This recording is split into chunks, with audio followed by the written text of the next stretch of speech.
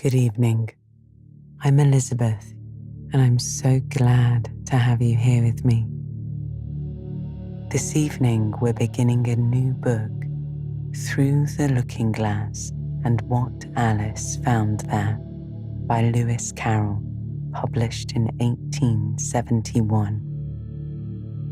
This is a sequel to the original Alice's Adventures in Wonderland, and together they're collectively referred to as Alice in Wonderland.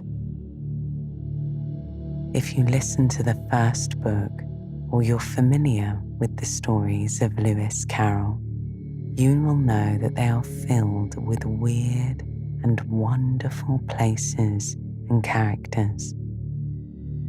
So, I encourage you to relax your mind and allow your imagination to run wild. Before we open our book to the first page, snuggle into a comfortable position wherever you are. Take a deep breath in and a big stretch. And on your exhale, let your body relax. Your muscles deserve to let go after a day of hard work, and you deserve a good night's sleep.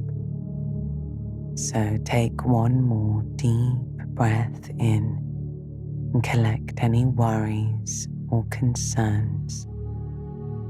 Then breathe them all away on your exhale. That's great. Now you can just listen to the sound of my voice as you make your way into a peaceful sleep. And while you do that, I'll turn to the first pages of Through the Looking Glass.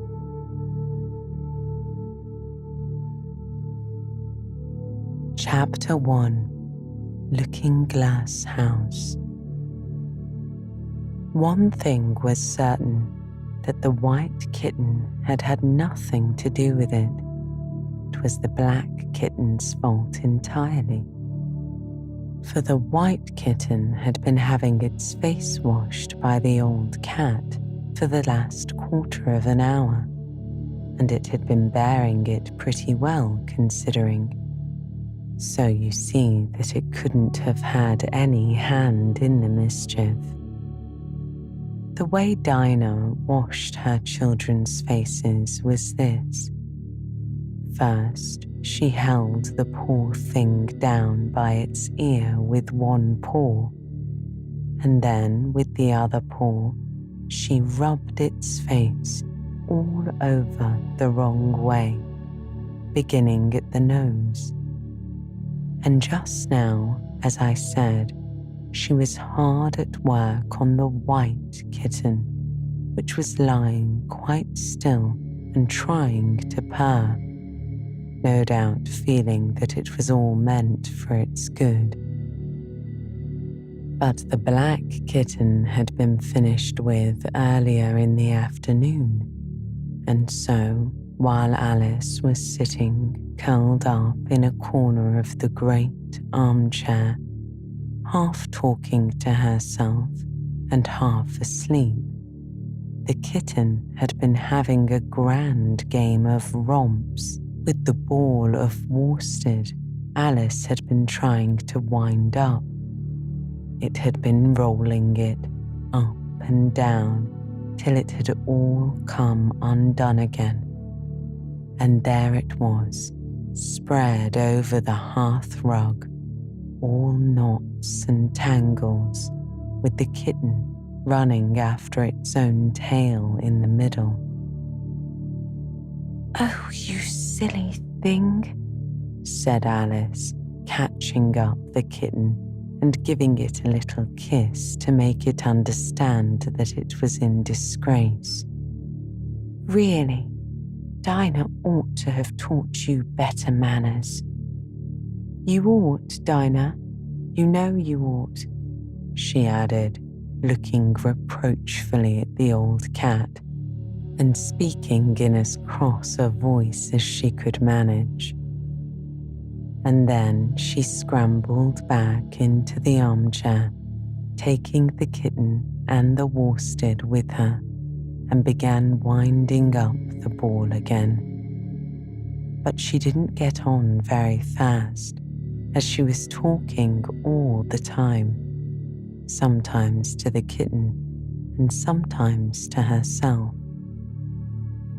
Kitty sat very demurely on her knee, pretending to watch the progress of the winding, and now and then putting out one paw and gently touching the ball, as if it would be glad to help if it might. "Do you know what tomorrow is, Kitty?" Alice began. "You'd have guessed if you'd have been up in the window with me. Only Dinah was making you tidy, so you couldn't. I was watching the boys getting in sticks for the bonfire, and it wants plenty of sticks, Kitty. Only it got so cold, and it snowed, so they had to leave off. Never mind, Kitty. We'll go and see the bonfire tomorrow." Here Alice wound 2 or 3 turns of the worsted round the kitten's neck, just to see how it would look. This led to a scramble in which the ball rolled down upon the floor, and yards of it got unwound again. "Do you know, I was so angry, Kitty," Alice went on as soon as they were comfortably settled again, "when I saw all the mischief you had been doing. I was very nearly opening the window and putting you out into the snow, and you'd have deserved it, you mischievous darling. What have you got to say for yourself? Now, don't interrupt me," she went on, holding up one finger. "I'm going to tell you all your faults. Number 1, you squeaked twice while Dinah was washing your face this morning. Now you can't deny it, Kitty. I heard you. What's that you say?" She pretended the kitten was speaking back to her. "Her paw went into your eye. Well, that's your fault for keeping your eyes open," said Alice. "If you'd shut them tight up, it wouldn't have happened. Now, don't make any more excuses, but listen. Number 2, you pulled Snowdrop away by the tail just as I had put down the saucer of milk before her. What? You were thirsty, were you? How do you know she wasn't thirsty too? Now for number 3. You unwound every bit of the worsted while I wasn't looking. That's 3 faults, Kitty, and you've not been punished for any of them yet. You know I'm saving up all your punishments for Wednesday week. Suppose they had saved up all my punishments," she went on, talking more to herself than the kitten. "What would they do at the end of a year? I should be sent to prison, I suppose, when the day came. Or suppose each punishment was to be going without a dinner. Then when the miserable day came, I should have to go without 50 dinners at once. Well, I shouldn't mind that much. I'd far rather go without them than eat them. Do you hear the snow against the window panes, Kitty? How nice and soft it sounds, just as if someone was kissing the window all over outside. I wonder if the snow loves the trees and fields that it kisses them so gently, and then it covers them up snug, with a white quilt. And perhaps it says, "Go to sleep, darlings, till the summer comes again." And when they wake in the summer, Kitty, they dress themselves all in green and dance about whenever the wind blows, said Alice, dropping the ball of worsted to clap her hands. And I so do wish it was true. I'm sure the woods look sleepy in the autumn when the leaves are getting brown. Kitty, can you play chess? Asked Alice. Now don't smile, my dear, I'm asking it seriously, because when we were playing just now, you watched as if you understood it. And when I said, check, you purred. Well, it was a nice check, Kitty, and really I might have won if it hadn't been for that nasty knight that came wiggling down among my pieces. And here I wish I could tell you half the things Alice used to say, beginning with her favourite phrase, "Let's pretend."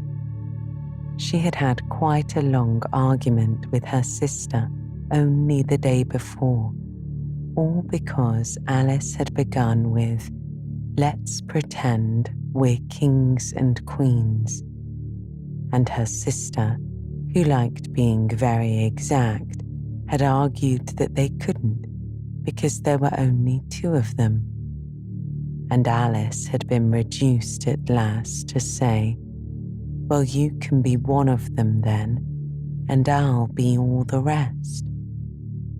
And once she had really frightened her old nurse by whispering suddenly in her ear, "Nurse, do let's pretend that I'm a hungry hyena and you're a bone." But this is taking us away from Alice's speech to the kitten. "Let's pretend that you're the Red Queen, Kitty," she said. "Do you know, I think if you sat up and folded your arms, you'd look exactly like her." And Alice got the Red Queen off the table and set it up before the kitten as a model for it to imitate. However, the thing didn't succeed, principally, Alice said, because the kitten wouldn't fold its arms properly. So, to punish it, she held it up to the looking glass that it might see how sulky it was. "And if you're not good directly," she added, "I'll put you through into the looking glass house. How would you like that?" Now, if you'll only pay attention, Kitty, and not talk so much, I'll tell you all my ideas about Looking Glass House, Alice went on. "First, there's the room you can see through the glass. That's just the same as our drawing room, only the things go the other way. I can see all of it when I get upon a chair, all but the bit behind the fireplace. Oh, I do so wish I could see that bit. I want so much to know whether they've a fire in the winter.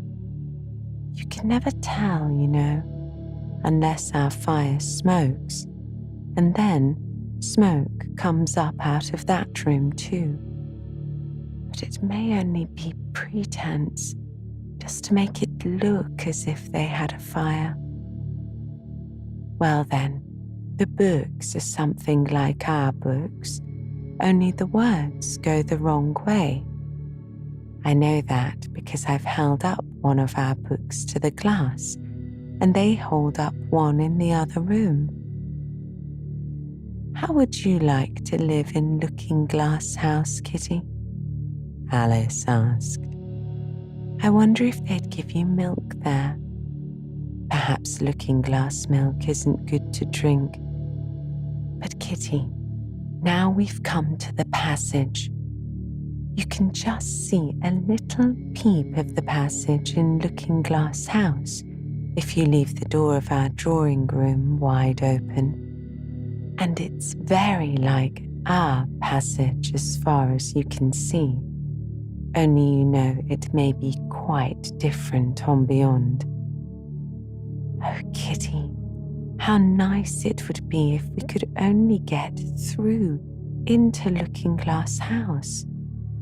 I'm sure it's got such beautiful things in it. Let's pretend there's a way of getting through into it somehow, Kitty. Let's pretend the glass has got all soft like gauze so that we can get through. Why, it's turning into a sort of mist now, I declare. It'll be easy enough to get through. She was up on the chimney piece while she said this, though she hardly knew how she had got there. And certainly the glass was beginning to melt away, just like a bright, silvery mist. In another moment, Alice was through the glass and had jumped lightly down into the looking glass room. The very first thing she did was to look whether there was a fire in the fireplace, and she was quite pleased to find that there was a real one, blazing away as brightly as the one she had left behind. So, I shall be as warm here as I was in the old room, thought Alice. Warmer, in fact, because there'll be no one here to scold me away from the fire. Oh, what fun it'll be when they see me through the glass in here and can't get at me. Then she began looking about and noticed that what could be seen from the old room was quite common and uninteresting, but that all the rest was as different as possible. For instance, the pictures on the wall next to the fire seemed to be all alive, and the very clock on the chimney piece had got the face of a little old man and grinned at her. They don't keep this room so tidy as the other, Alice thought to herself as she noticed several of the chessmen down in the hearth among the cinders. But in another moment, with a little cry of surprise, she was down on her hands and knees watching them. The chessmen were walking about, 2 and 2. Here the Red King and the Red Queen, Alice said in a whisper for fear of frightening them. And there are the White King and the White Queen sitting on the edge of the shovel. And here are 2 castles walking arm in arm. I don't think they can hear me, she went on as she put her head closer down. And I'm nearly sure they can't see me. I feel somehow as if I were invisible. Here, something began squeaking on the table behind Alice and made her turn her head just in time to see one of the white pawns roll over and begin kicking. She watched it with great curiosity to see what would happen next. It is the voice of my child, the White Queen said as she rushed past the king, so violently that she knocked him over among the cinders. My precious Lily, my imperial kitten. And she began scrambling wildly up the side of the fender. Imperial fiddlestick, said the king, rubbing his nose, which had been hurt by the fall.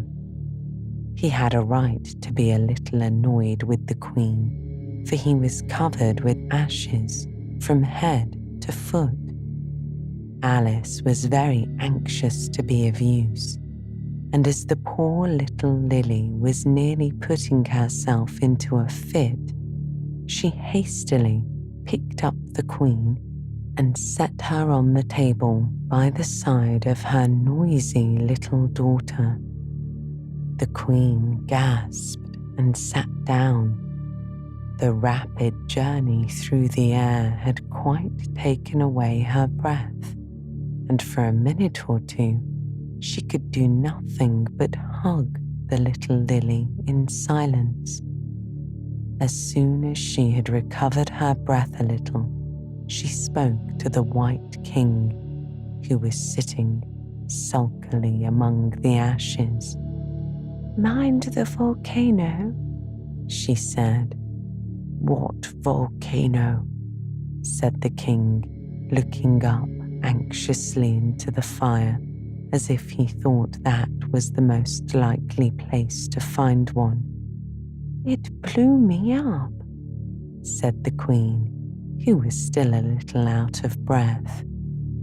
"Mind you come up the regular way. Don't get blown up." Alice watched the White King as he slowly struggled up from bar to bar, till at last she said, "Why, you'll be hours and hours getting to the table at that rate. I'd far better help you, hadn't I?" But the king took no notice of the question. It was quite clear that he could neither hear her nor see her. So Alice picked him up very gently and lifted him across more slowly than she had lifted the queen, that she mightn't take his breath away. But before she put him on the table, she thought she might as well dust him a little. He was so covered with ashes. She said afterwards that she had never seen in all her life such a face as the king made when he found himself held in the air by an invisible hand and being dusted. He was far too much astonished to cry out, but his eyes and his mouth went on getting larger and larger and rounder, till her hand shook so with laughing that she nearly let him drop upon the floor. "Oh, please don't make such faces, my dear," she said, quite forgetting that the king couldn't hear her. "You make me laugh so that I can hardly hold you. And don't keep your mouth so wide open. All the ashes will get into it. There now, I think you're tidy enough," she added as she smoothed his hair and set him upon the table near the queen. The king immediately fell flat on his back and lay perfectly still, and Alice was a little alarmed at what she had done and went round the room to see if she could find any water to throw over him. However, she could find nothing but a bottle of ink, and when she got back with it, she found he had recovered, and he and the queen were talking together in a frightened whisper, so low that Alice could hardly hear what they had said. The king was saying, "I assure you, my dear, I turned cold to the very ends of my whiskers." To which the queen replied, "You haven't got any whiskers." The horror of that moment. The king went on, "I shall never forget. You will, though, the Queen said, if you don't make a memorandum of it. Alice looked on with great interest as the King took an enormous memorandum book out of his pocket and began writing. A sudden thought struck her, and she took hold of the end of the pencil, which came some way over his shoulder, and began writing for him. The poor King looked puzzled and unhappy, and struggled with the pencil for some time without saying anything.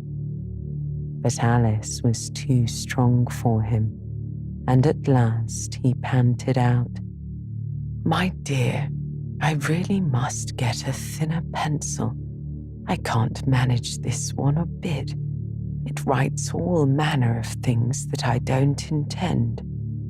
"What manner of things?" asked the Queen, looking over the book in which Alice had put, "The White Knight is sliding down the poker. He balances very badly." "That's not a memorandum of your feelings," the Queen said. There was a book lying near Alice on the table, and while she sat watching the White King, she was still a little anxious about him and had the ink all ready to throw over him just in case he fainted again, she turned over the leaves to find some part that she couldn't read, "for it's all in some language I don't know," she said to herself. She puzzled over this for some time, but at last a bright thought struck her. "Why, it's a looking-glass book. Of course," she thought. "And if I hold it up to a glass, the words will all go the right way again." This was the poem that Alice read. Jabberwocky. 'Twas brillig, and the slithy toves did gyre and gimble in the wabe. All mimsy were the borogroves, and the mome raths outgrabe. Beware the Jabberwock, my son, the jaws that bite, the claws that catch. Beware the Jubjub bird, and shun the frumious Bandersnatch. He took his vorpal sword in hand, long time the maxim foe he sought. So rested he by the tumtum tree, and stood a while in thought. And as in uffish thought he stood, the Jabberwock, with eyes of flame, came whiffling through the tulgey wood, and burbled as it came. 1, 2, 1, 2, and through, and through, and through, the vorpal blade went snicker-snack. He left it dead, and with its head he went galumphing back. And hast thou slain the Jabberwock? Come to my arms, my beamish boy. O frabjous day, callooh, callay, he chortled in his joy. 'Twas brillig, and the slithy toves did gyre and gimble in the wabe. All mimsy were the borogroves, and the mome raths outgrabe. "It seems very pretty," she said when she had finished it, "but it's rather hard to understand." You see, she didn't like to confess, even to herself, that she couldn't make it out at all. "Somehow, seems to fill my head with ideas, only I don't exactly know what they are. However, somebody killed something. That's clear at any rate. But oh, thought Alice, suddenly jumping up. If I don't make haste, I shall have to go back through the looking glass before I've seen what the rest of the house is like. Let's have a look in the garden first. She was out of the room in a moment and ran downstairs. Or at least it wasn't exactly running, but a new invention of hers for getting downstairs quickly and easily, as Alice said to herself. She just kept the tips of her fingers on the handrail and floated gently down without even touching the stairs with her feet. Then she floated on through the hall and would have gone straight out the door in the same way if she hadn't caught hold of the doorpost. She was getting a little giddy with so much floating in the air and was rather glad to find herself walking again in the natural way. Chapter 2: The Garden of Live Flowers. I should see the garden far better, said Alice to herself, if I could get to the top of that hill. And here's a path that leads straight to it. After going a few yards along the path and turning several sharp corners, she saw it did not, in fact, lead that way. How curiously it twists, she said. It's more like a corkscrew than a path. Well then, I'll try it the other way. And so she did, wandering up and down and trying turn after turn, but always coming back to the house, do what she would. Indeed, once when she turned a corner rather more quickly than usual, she ran against it before she could stop herself.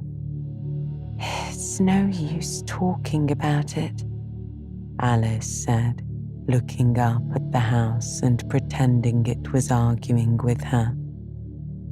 I'm not going in again yet.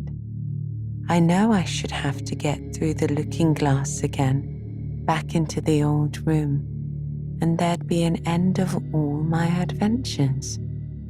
So, resolutely turning her back upon the house, she set out once more down the path, determined to keep straight on till she got to the hill.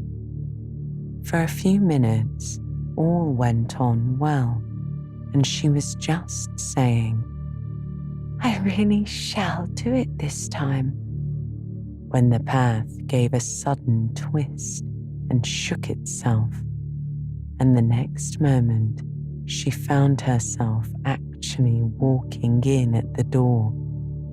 Oh, it's too bad, she said. I never saw such a house for getting in the way. However, there was the hill in full sight, so there was nothing to be done but start again. This time she came upon a large flower bed with a border of daisies and a willow tree growing in the middle. Oh, tiger lily, said Alice, addressing herself to one that was waving gracefully about in the wind. I wish you could talk. We can talk, said the tiger lily, when there's anybody worth talking to. Alice was so astonished she could not speak for a minute. It quite seemed to take her breath away. At length, As the tiger lily only went on waving about, she spoke again in a timid voice, almost in a whisper. And can all the flowers talk? As well as you can, said the tiger lily, and a great deal louder. It isn't manners for us to begin, you know, said the rose. And I really was wondering when you'd speak. I said to myself, her face has got some sense in it, though it's not a clever one. If only her petals curled up a little more, she'd be all right, the tiger lily remarked. Alice didn't like being criticized, so she began asking questions. Aren't you sometimes frightened at being planted out here, with nobody to take care of you? There's the tree in the middle, said the rose. What else is it good for? But what could it do if any danger came? Alice asked. It says bow wow, replied a daisy. That's why its branches are called boughs. Didn't you know that? Asked another daisy, and here they all began talking together, till the air seemed quite full of little voices. Silence, every one of you, said the tiger lily, waving itself passionately from side to side and trembling with excitement. They know I can't get at them, it said, bending its quivering head towards Alice, or they wouldn't dare do it. Never mind, Alice said in a soothing tone, and stooping down to the daisies who were just beginning again, she whispered, If you don't hold your tongues, I'll pick you. There was silence in a moment, and several of the pink daisies turned white. That's right, said the tiger lily. The daisies are worst of all. When one speaks, they all begin together, and it's enough to make one wither to hear the way they go on. How is it you can all talk so nicely? Alice said, hoping to get it into a better temper by a compliment. I've been in many gardens before, but none of the flowers could talk. Put your hand down and feel the ground, said the tiger lily. Then you'll know why. Alice did so. It's very hard, she said, but I don't see what that has to do with it. In most gardens, the tiger lily said, they make the beds too soft so that the flowers are always asleep. This sounded like a very good reason, and Alice was quite pleased to know it. I never thought of that before, she said. It's my opinion that you never think at all, the rose said.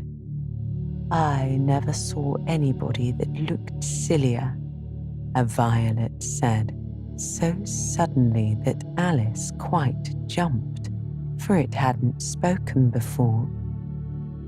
Hold your tongue, said the tiger lily. As if you ever saw anybody.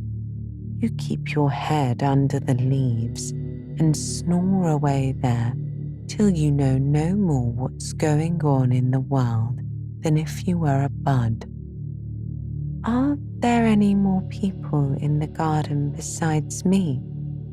Alice said, not choosing to notice the rose's last remark.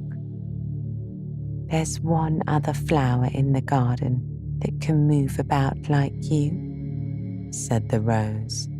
I wonder how you do it. You're always wondering, said the tiger lily. But she's more bushy than you are, continued the rose. Is she like me? Alice asked eagerly, for the thought crossed her mind. There's another little girl in the garden somewhere. Well, she has the same awkward shape as you, the rose said. But she's redder, and her petals are shorter, I think. Her petals are done up close, almost like a dahlia, the tiger lily said. Not tumbled about anyhow like yours. But that's not your fault, the rose added kindly. You're beginning to fade, you know, and then one can't help one's petals getting a little untidy. Alice didn't like this idea at all, so to change the subject, she asked, Does she ever come out here? I dare say you'll see her soon, said the rose. She's one of the thorny kind. Where does she wear the thorns? Alice asked with some curiosity. Why, all around her head, of course, the rose replied. I was wondering you hadn't got some too. I thought it was the regular rule. She's coming, said the larkspur. I hear her footstep, thump, thump, thump, along the gravel walk. Alice looked around eagerly and found that it was the Red Queen. She's grown a good deal, was her first remark. She had indeed. When Alice first found her in the ashes, she had been only 3 inches high, and here she was, half a head taller than Alice herself. It's the fresh air that does it, said the rose. Wonderfully fine air it is out here. I think I'll go and meet her, said Alice, for though the flowers were interesting enough, she felt that it would be far grander to have a talk with a real queen. You can't possibly do that, said the rose. I should advise you to walk the other way. This sounded nonsense to Alice, so she said nothing but set off at once towards the Red Queen. To her surprise, she lost sight of her in a moment and found herself walking in at the front door again. A little provoked, she drew back, and after looking everywhere for the Queen, whom she spied out at last a long way off, she thought she would try the plan, this time, of walking in the opposite direction. It succeeded beautifully. She had not been walking a minute before she found herself face to face with the Red Queen and in full sight of the hill she had been so long aiming at. Where do you come from? Said the Red Queen. And where are you going? Look up, speak nicely, and don't twiddle your fingers all the time. Alice attended to all these directions and explained as well as she could that she had lost her way. I don't know what you mean by your way, said the Queen. All the ways about here belong to me. But why did you come out here at all? She added in a kinder tone. Curtsy while you're thinking what to say. It saves time. Alice wondered a little at this, but she was too much in awe of the Queen to disbelieve it. "I'll try it when I go home," she thought to herself, "the next time I'm a little late for dinner." "It's time for you to answer now," the Queen said, looking at her watch. "Open your mouth a little wider when you speak, and always say, 'Your Majesty.'" "I only wanted to see what the garden was like, Your Majesty," said Alice. "That's right," said the Queen, patting her on the head, which Alice didn't like at all. "Though when you say garden, I've seen gardens, compared with which this would be a wilderness." Alice didn't dare to argue the point, but went on. "And I thought I'd try and find my way to the top of that hill." "When you say hill," the Queen replied, "I could show you hills in comparison with which you'd call that a valley." "No, I shouldn't," said Alice, surprised into contradicting her at last. "A hill can't be a valley, you know. That would be nonsense." The Red Queen shook her head. "You may call it nonsense if you like," she said, "but I've heard nonsense, compared with which that would be as sensible as a dictionary." Alice curtsied again, as she was afraid that the Queen was a little offended, and they walked on in silence till they got to the top of the hill. For some minutes, Alice stood without speaking, looking out in all directions over the country, and a most curious country it was. There were a number of tiny little brooks running straight across it from side to side, and the ground between was divided up into squares by a number of little green hedges that reached from brook to brook. "I declare, it's marked out just like a large chessboard," Alice said at last. "There ought to be some men moving about somewhere. And so there are." Her heart began to beat, quick with excitement as she went on. "It's a great, huge game of chess that's being played all over the world. If this is the world at all, you know. Oh, what fun it is. How I wish I was one of them.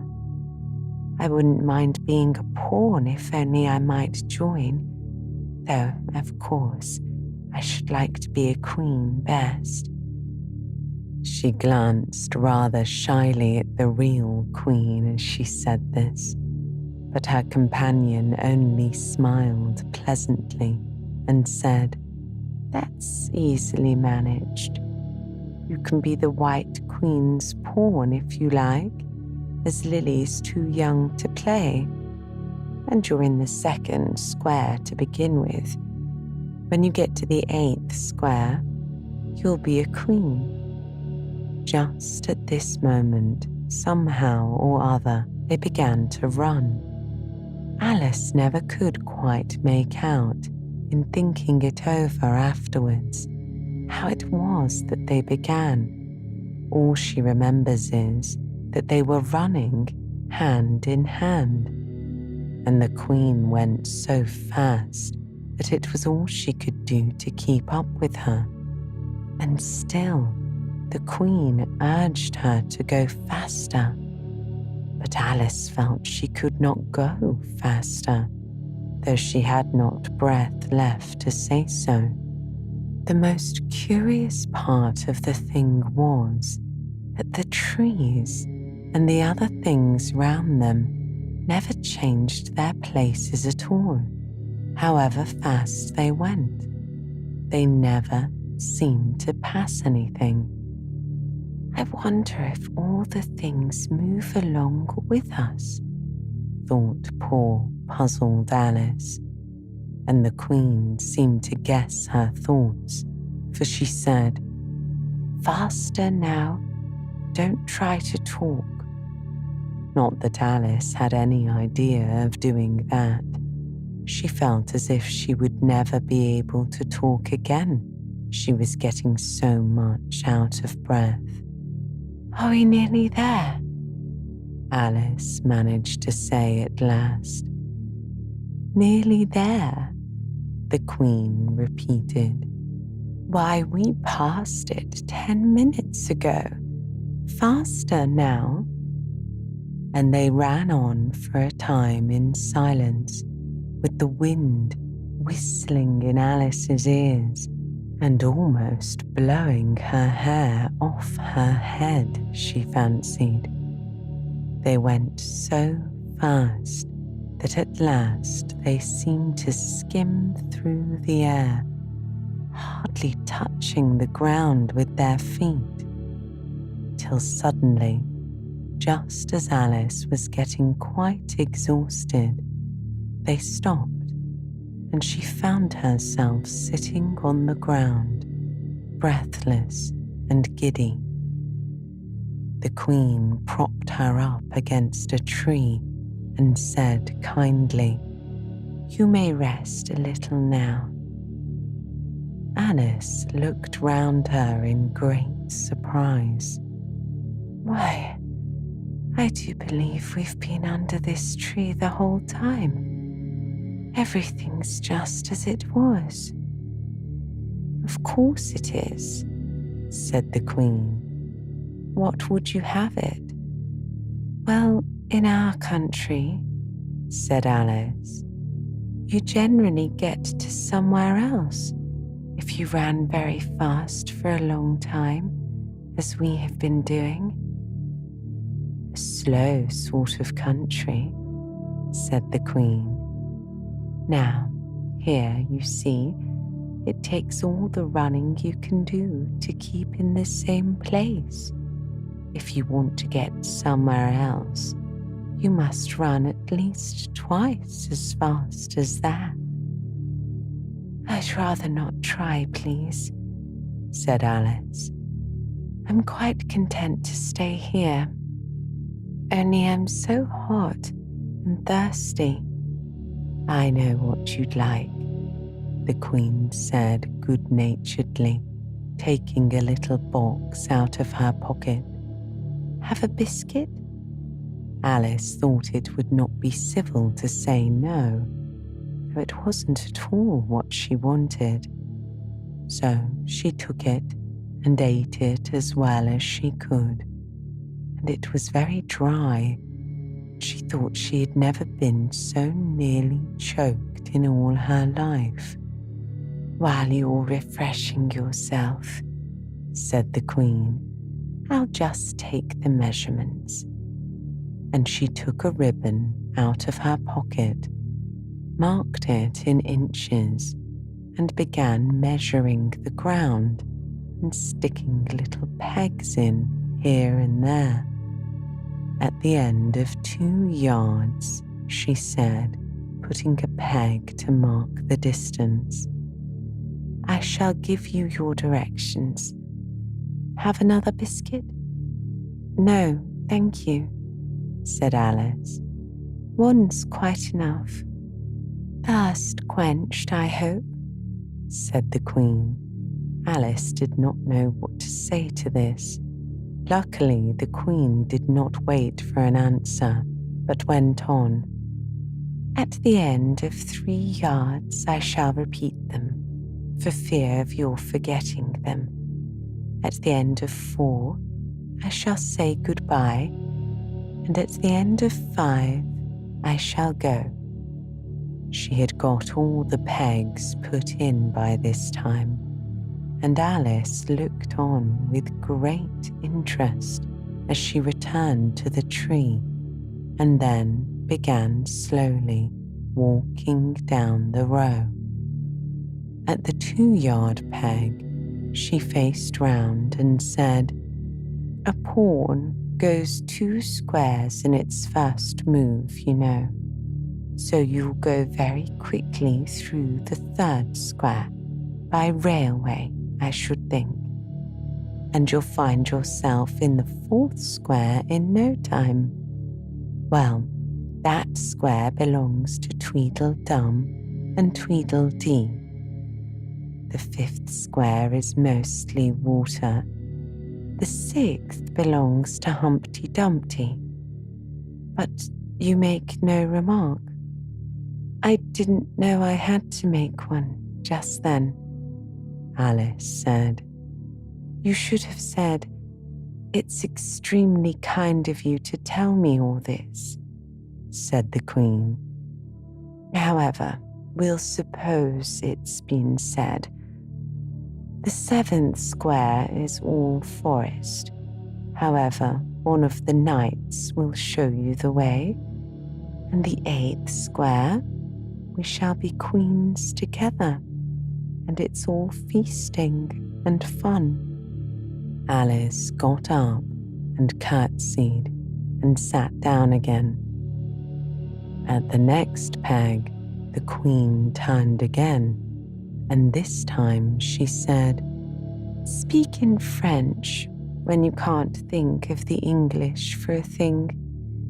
Turn out your toes as you walk, and remember who you are."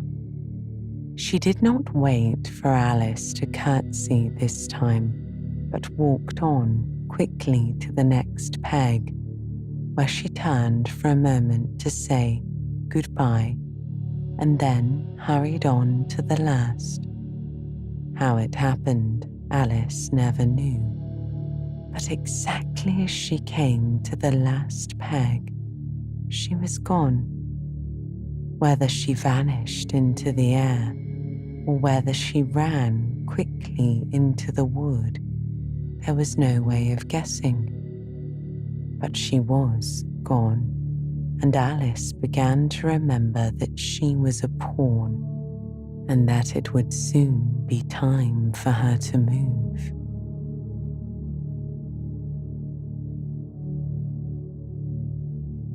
Chapter 3: Looking Glass Insects. Of course, the first thing to do was to make a grand survey of the country she was going to travel through. It's something very like learning geography, thought Alice as she stood on tiptoe in hopes of being able to see a little further. Principal rivers, there are none. Principal mountains, I'm on the only one, but I don't think it's got any name. Principal towns, Alice paused. Why, what are those creatures making honey down there? She wondered. They can't be bees. Nobody ever saw bees a mile off, you know. And for some time she stood silent, watching one of them that was bustling about among the flowers, poking its probosces into them, just as if it was a regular bee, thought Alice. However, this was anything but a regular bee. In fact, it was an elephant, as Alice soon found out, though the idea quite took her breath away at first. And what enormous flowers they must be, was her next idea. Something like cottages with the roofs taken off and stalks put to them. And what quantities of honey they must make. She checked herself just as she was beginning to run down the hill and tried to find some excuse for turning shy so suddenly. It'll never do to go down among them without a good long branch to brush them away, she thought. And what fun it'll be when they ask me how I like my walk. I shall say, "Oh, I like it well enough, only it was so dusty and hot, and the elephants did tease so. I think I'll go down the other way," she said after a pause, "and perhaps I may visit the elephants later on. Besides, I do so want to get into the third square." So, with this excuse, she ran down the hill and jumped over the first of the 6 little brooks. "Tickets, please," said the guard, putting his head in at the window. In a moment, everybody was holding out a ticket. They were about the same size as the people and quite seemed to fill the carriage. "Now then, show your ticket, child," the guard went on, looking impatiently at Alice, and a great many voices all said together, "Don't keep him waiting, child. Why, his time is worth £1,000 a minute." "I'm afraid I haven't got one," Alice said. "There wasn't a ticket office where I came from." And again the chorus of voices went on. There wasn't room for one where she came from. The land there is worth £1,000 an inch. "Don't make excuses," said the guard. "You should have bought one from the engine driver." And once more the chorus of voices went on with, "The man that drives the engine, why, the smoke alone is worth £1,000 a puff." Alice thought to herself, "Then there's no use in speaking." The voices didn't join in this time, as she hadn't spoken, but to her great surprise, they all thought in chorus, "Better say nothing at all. Language is worth £1,000 a word." "I shall dream about £1,000 tonight. I know I shall," thought Alice. All this time, the guard was looking at her, first through a telescope, then through a microscope, and then through an opera glass. At last he said, "You're travelling the wrong way," and shut up the window and went away. "So young a child," said the gentleman sitting opposite to her. He was dressed in white paper. "Ought to know which way she's going, even if she doesn't know her own name." A goat that was sitting next to the gentleman in white shut his eyes and said, "She ought to know her way to the ticket office, even if she doesn't know her alphabet." There was a beetle sitting next to the goat. It was a very strange carriage full of passengers altogether, and as the rules seemed to be that they should all speak in turn, he went on with, "She'll have to go back from here as luggage." Alice couldn't see who was sitting beyond the beetle, but a hoarse voice spoke next. "Change engines," it said, and was obliged to leave off.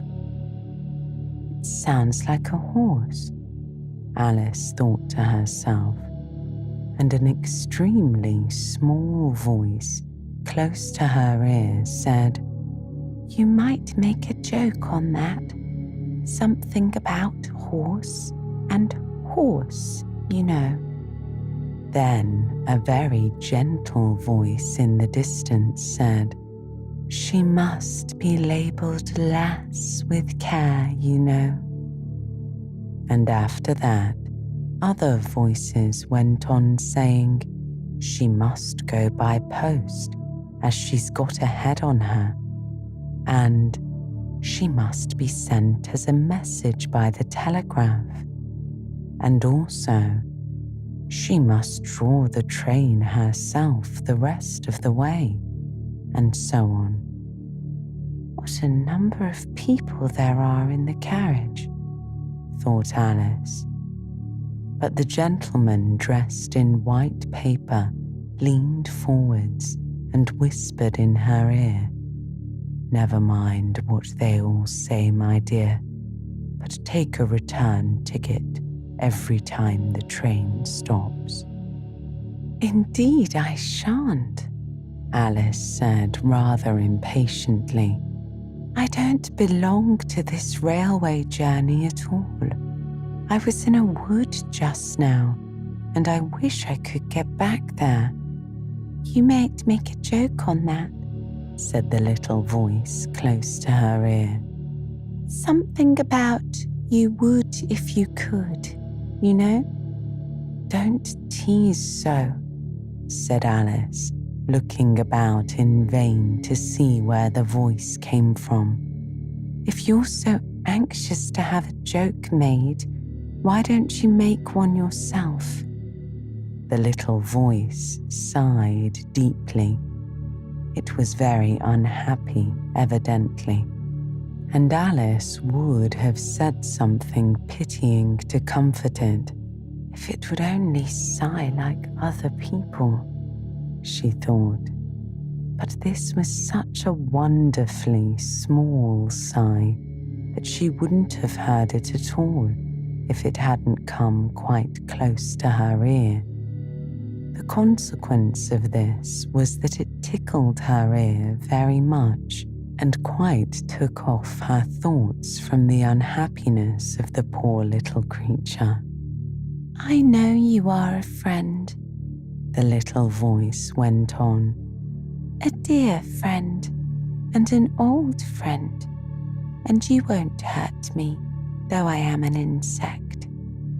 "What kind of insect?" Alice inquired. What she really wanted to know was whether it could sting or not, but she thought this wouldn't be quite a civil question to ask. The little voice began when it was drowned by a shrill noise from the engine, and everybody jumped up in alarm, Alice among the rest.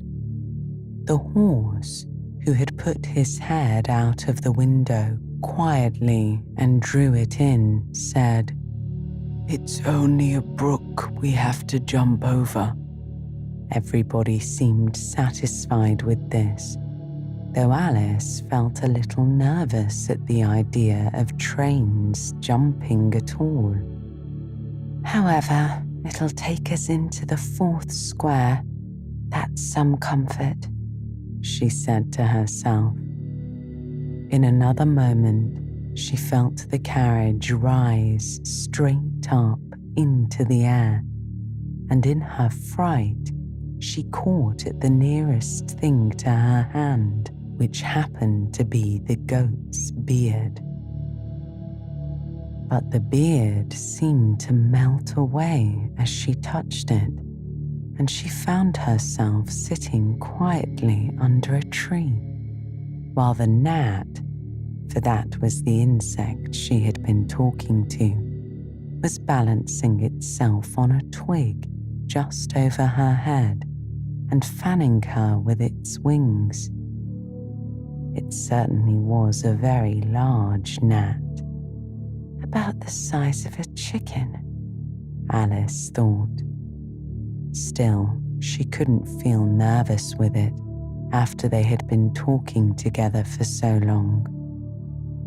"Then you don't like all insects?" the gnat went on, as quietly as if nothing had happened.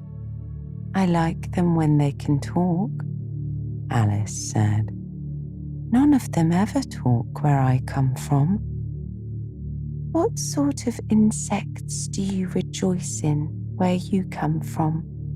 The gnat inquired. I don't rejoice in insects at all, Alice explained, because I'm rather afraid of them, at least the large kinds, but I can tell you the names of some of them. Of course they answer to names, the gnat remarked carelessly. I never knew them to do it, Alice replied. What's the use of their having names, the gnat said, if they won't answer to them?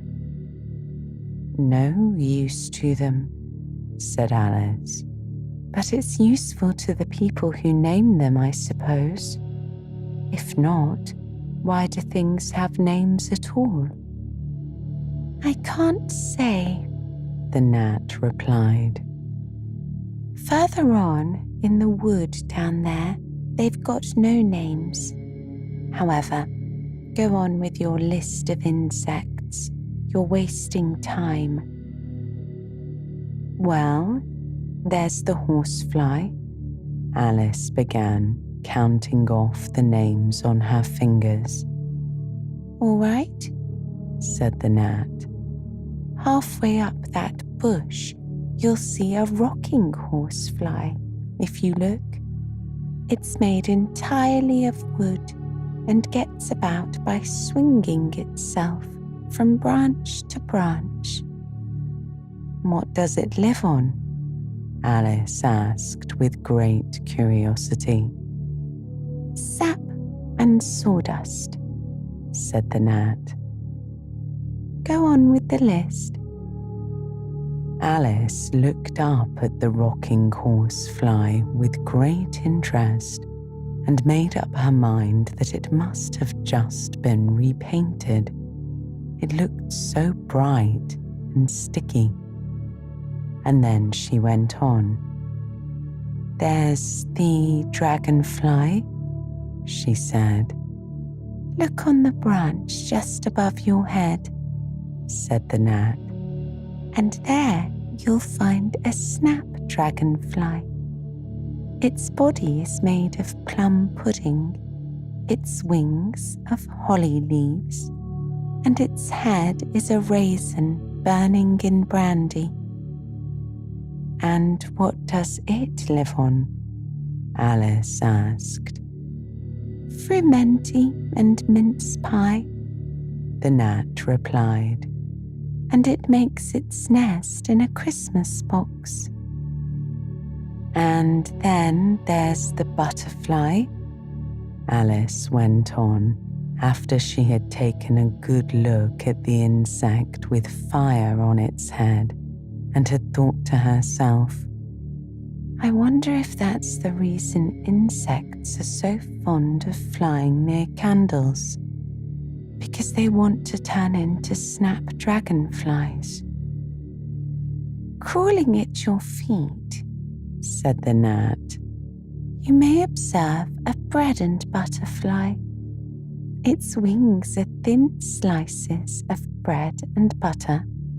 Its body is a crust, and its head is a lump of sugar. And what does it live on? She asked. Weak tea with cream in it, the gnat replied. After this, Alice was silent for a minute or two, pondering. The gnat amused itself meanwhile by humming round and round her head. At last, it settled again and remarked, I suppose you don't want to lose your name. No, indeed, Alice said a little anxiously.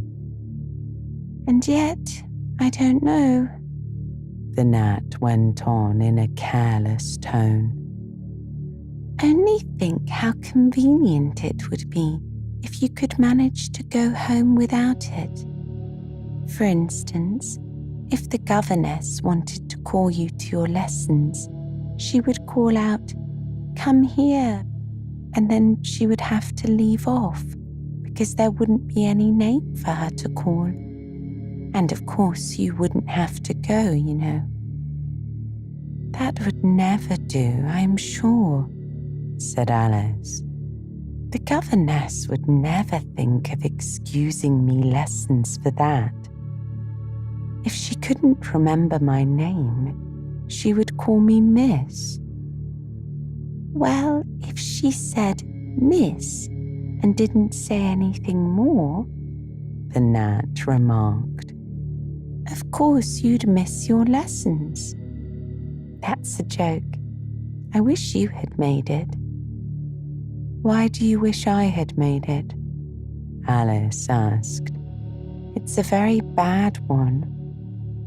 But the gnat only sighed deeply while 2 large tears came rolling down its cheeks. "You shouldn't make jokes," Alice said, "if it makes you so unhappy." Then came another of those melancholy little sighs, and this time the poor gnat really seemed to have sighed itself away, for when Alice looked up, there was nothing whatever to be seen on the twig. And as she was getting quite chilly with sitting still so long, she got up and walked on. She very soon came to an open field with a wood on the other side of it.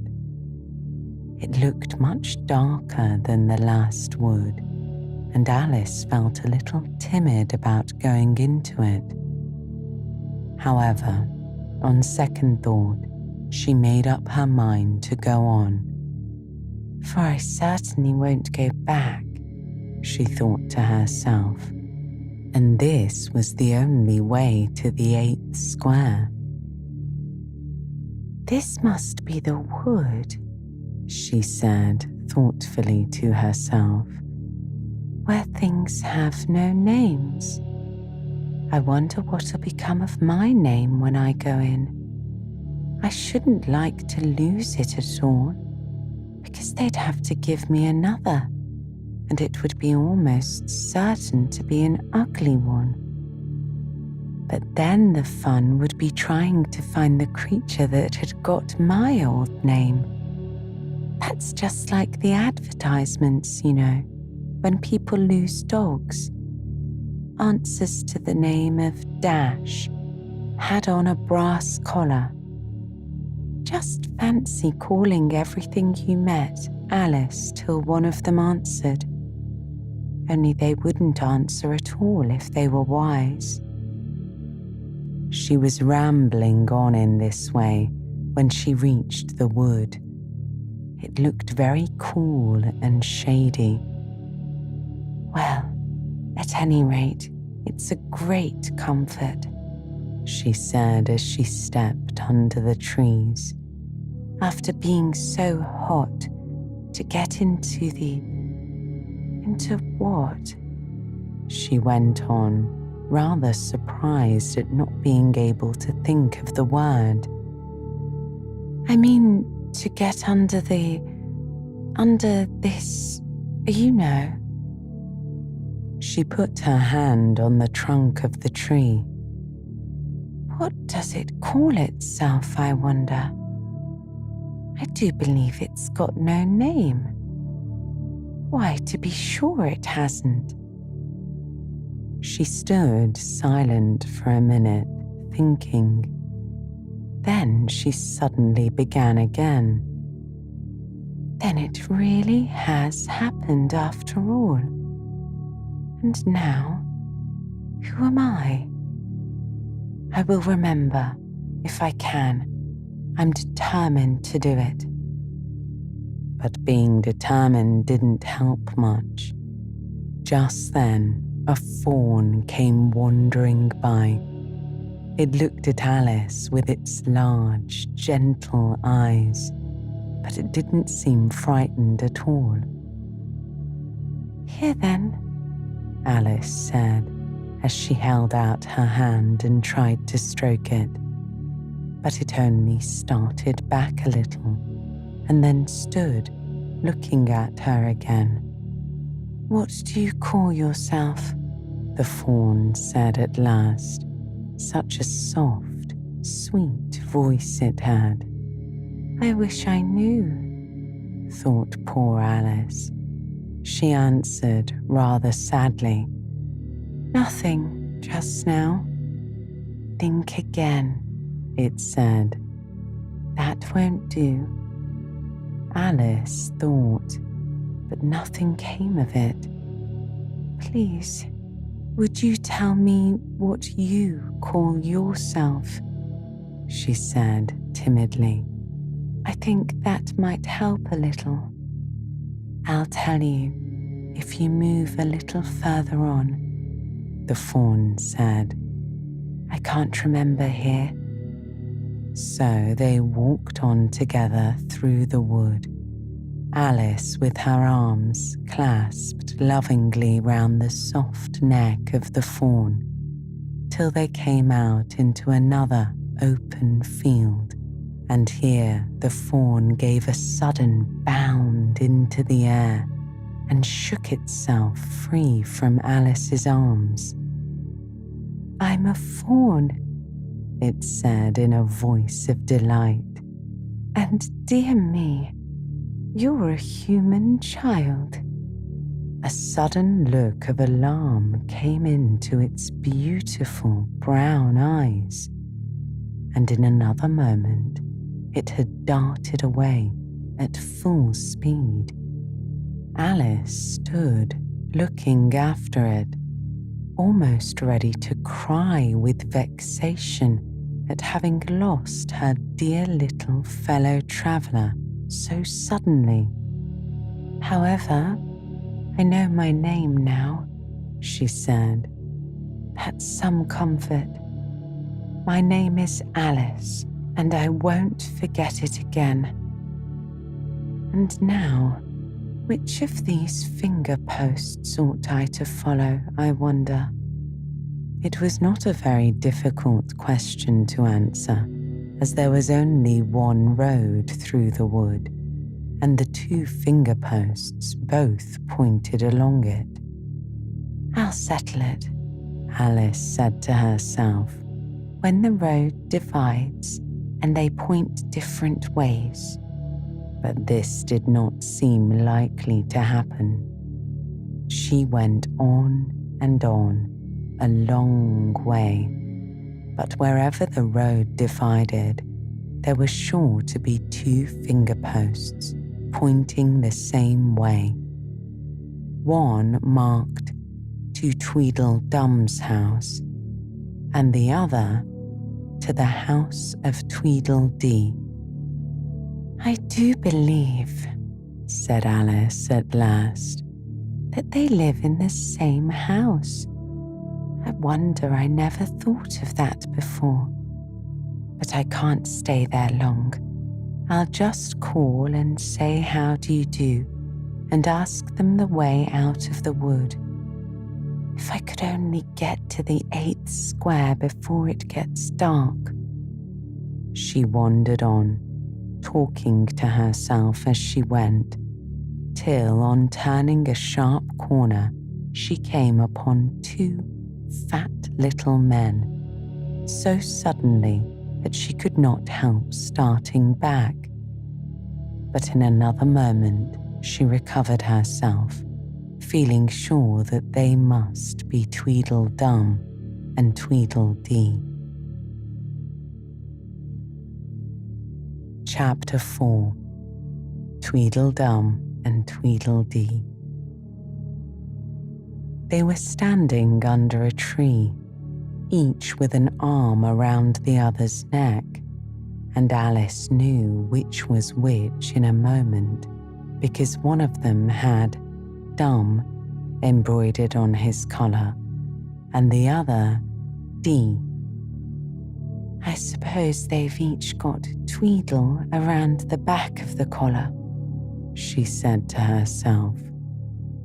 They stood so still that she quite forgot they were alive, and she was just looking round to see if the word Tweedle was written at the back of the collar when she was startled by a voice coming from the one marked Dumb. "If you think we're waxworks," he said, "you ought to pay, you know. Waxworks weren't meant to be looked at for nothing nohow." "Contrariwise," added the one marked D, "if you think we're alive, you ought to speak." "I'm sure I'm very sorry," was all Alice could say, for the words of the old song kept ringing through her head like the ticking of a clock, and she could hardly help saying them out loud. Tweedledum and Tweedledee agreed to have a battle, for Tweedledum said Tweedledee had spoiled his nice new rattle. Just then flew down a monstrous crow as black as a tar barrel, which frightened both the heroes so they quite forgot their quarrel. "I know what you're thinking about," said Tweedledum, "but it isn't so, nohow." "Contrariwise," continued Tweedledee, "if it was so, it might be, and if it were so, it would be, but as it isn't, it ain't. That's logic." "I was thinking," Alice said very politely, "which is the best way out of this wood? It's getting so dark. Would you tell me, please?" But the little men only looked at each other and grinned. They looked so exactly like a couple of great schoolboys that Alice couldn't help pointing her finger at Tweedledum and saying, "First boy." "Nohow," Tweedledum said briskly, and shut his mouth up again with a snap. "Next boy," said Alice, passing on to Tweedledee, though she felt certain he would only say contrariwise, and so he did. "You've been wrong," said Tweedledum. "The first thing in a visit is to say, 'How d'you do?' and shake hands." And here the two brothers gave each other a hug, and then they held out their two hands that were free to shake hands with her. Alice did not like shaking hands with either of them first, for fear of hurting the other one's feelings. So as the best way out of the difficulty, she took hold of both hands at once. The next moment, they were dancing round in a ring. It seemed quite natural, and she was not even surprised to hear music playing. It seemed to come from the tree under which they were dancing, and it was done, as well as she could make it out, by the branches rubbing one across the other like fiddles and fiddlesticks. "But it certainly was funny," Alice said afterwards when she was telling her sister the history of all this, "to find myself singing 'Here We Go Round the Mulberry Bush.' I don't know when I began it, but somehow I felt as if I'd been singing it a long, long time." The two other dancers were very soon out of breath. 4 times round is enough for one dance, Tweedledum said, and they left off dancing as suddenly as they had begun. The music stopped at the same time. Then they let go of Alice's hands and stood looking at her for a minute. There was a rather awkward pause, as Alice didn't know how to begin a conversation with people she had just been dancing with. It would never do to say, "How do you do now?" she said to herself. We seem to have got beyond that somehow. "I hope you're not much tired," she said at last. "No, how, and thank you very much for asking," said Tweedledum. "So much obliged," added Tweedledee. "You like poetry?" "Yes, pretty well. Some poetry," Alice said doubtfully. "Would you tell me which road leads out of the wood?" "What shall I repeat to her?" said Tweedledee, looking round at Tweedledum with great, solemn eyes and not noticing Alice's question. "The walrus and the carpenter is the longest," Tweedledum replied, giving his brother an affectionate hug. Tweedledee began instantly. Alice ventured to interrupt him. "If it's very long," she said as politely as she could, "would you please tell me first which road I should take?" Tweedledee smiled gently and began again. The sun was shining on the sea, shining with all his might. He did his very best to make the billows smooth and bright. And this was odd because it was the middle of the night.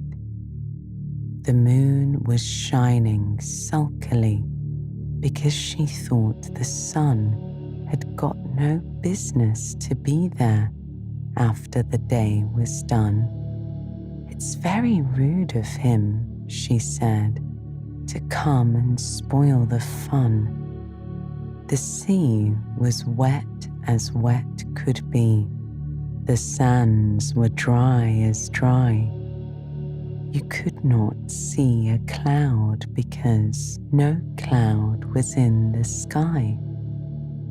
No birds were flying overhead. There were no birds to fly. The walrus and the carpenter were walking close at hand. They wept like anything to see such quantities of sand. If this were only cleared away, they said, it would be grand. If 7 maids with 7 mops swept it for half a year, do you suppose, the walrus said, that they could get it clear? I doubt it, said the carpenter, and shed a bitter tear. Oh, oysters, come and walk with us, the walrus did beseech. A pleasant walk, a pleasant talk along the briny beach. We cannot do with more than 4 to give a hand to each. The eldest oyster looked at him, but never a word he said.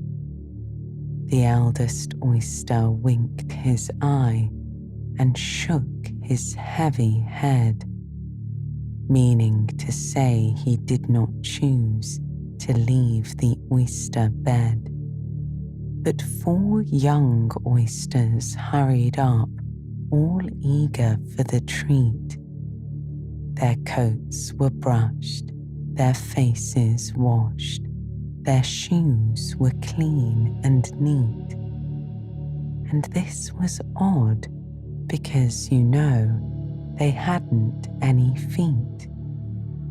4 other oysters followed them, and yet another 4, and thick and fast they came at last, and more and more and more, all hopping through the frothy waves and scrambling to the shore. The walrus and the carpenter walked on a mile or so, and then they rested on a rock conveniently low, and all the little oysters stood and waited in a row. The time has come, the walrus said, to talk of many things, of shoes and ships and sealing wax, of cabbages and kings, and why the sea is boiling hot, and where the pigs have wings. But wait a bit, the oysters cried, before we have our chat, for some of us are out of breath, and all of us are fat. No hurry, said the carpenter. They thanked him much for that. A loaf of bread, the walrus said, is what we chiefly need. Pepper and vinegar besides are very good indeed. Now, if you're ready, oysters dear, we can begin to feed. But not on us, the oysters cried, turning a little blue. After such kindness, that would be a dismal thing to do. The night is fine, the walrus said. Do you admire the view? It was so kind of you to come, and you are very nice.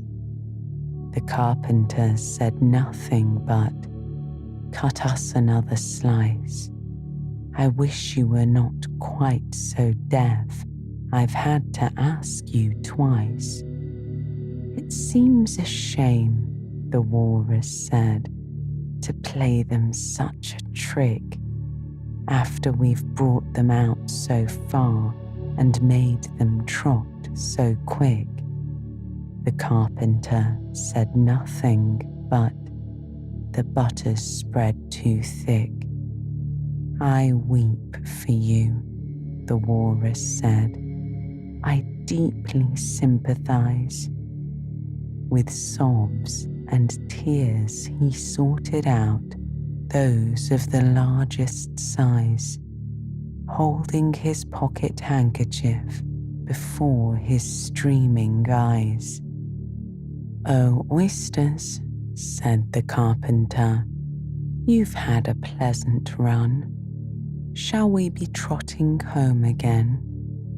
But answer came there none, and that was scarcely odd because they'd eaten every one. I like the walrus best, said Alice, because you see he was a little sorry for the poor oysters. He ate more than the carpenter though, said Tweedledee. You see he held his handkerchief in front so that the carpenter couldn't count how many he took, contrariwise. That was mean, Alice said indignantly. Then I like the carpenter best, if he didn't eat so many as the walrus. But he ate as many as he could, said Tweedledum. This was a puzzler. After a pause, Alice began, Well, they were both very unpleasant characters.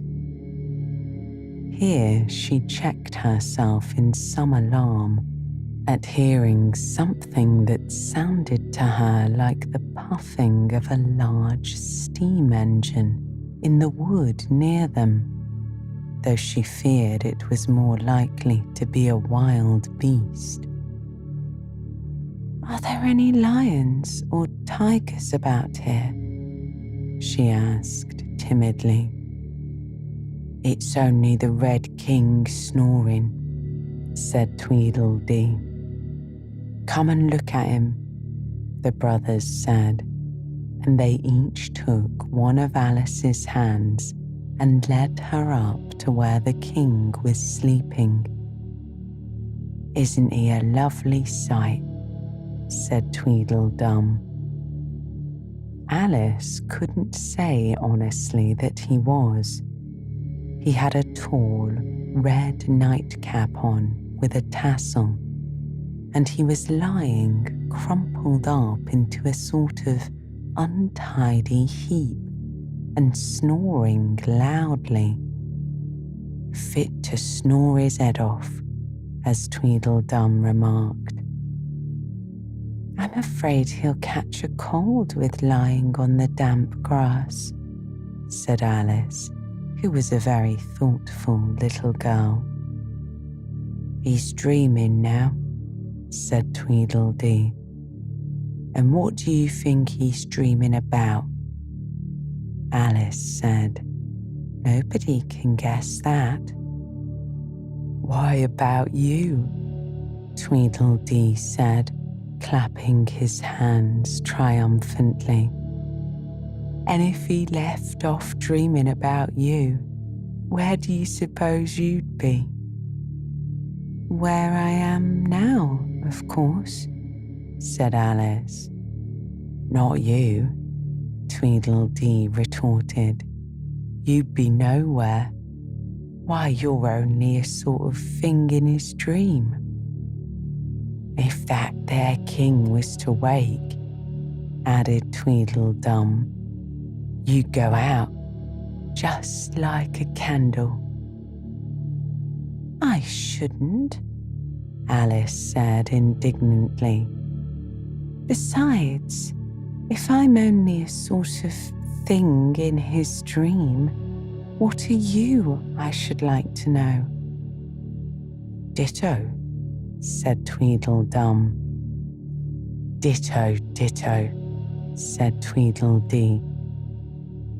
He said this so loud that Alice couldn't help saying, "Hush, you'll be waking him, I'm afraid, if you make so much noise." "Well, it's no use your talking about waking him," said Tweedledum.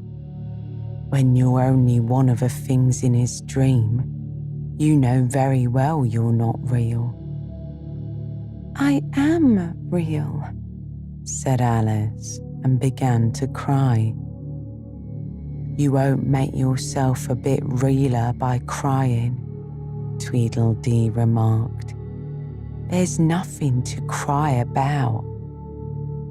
"If I wasn't real," Alice said, "I shouldn't be able to cry." It all seemed so ridiculous. "I hope you don't suppose those are real tears," Tweedledum said in a tone of great contempt. "I know they're talking nonsense," Alice thought to herself, "and it's foolish to cry about it." So she brushed away her tears and went on as cheerfully as she could. "At any rate, I'd better be getting out of the wood, for really it's coming on very dark," she said. "Do you think it's going to rain?" Tweedledum spread a large umbrella over himself and his brother and looked up into it. "No, I don't think it is," he said, At least not under here, nohow. But it may rain outside, she asked. It may, if it chooses, said Tweedledee. We've no objection contrary-wise. Selfish things, thought Alice, and she was just going to say good night and leave them when Tweedledum sprang out from under the umbrella and seized her by the wrist. Do you see that?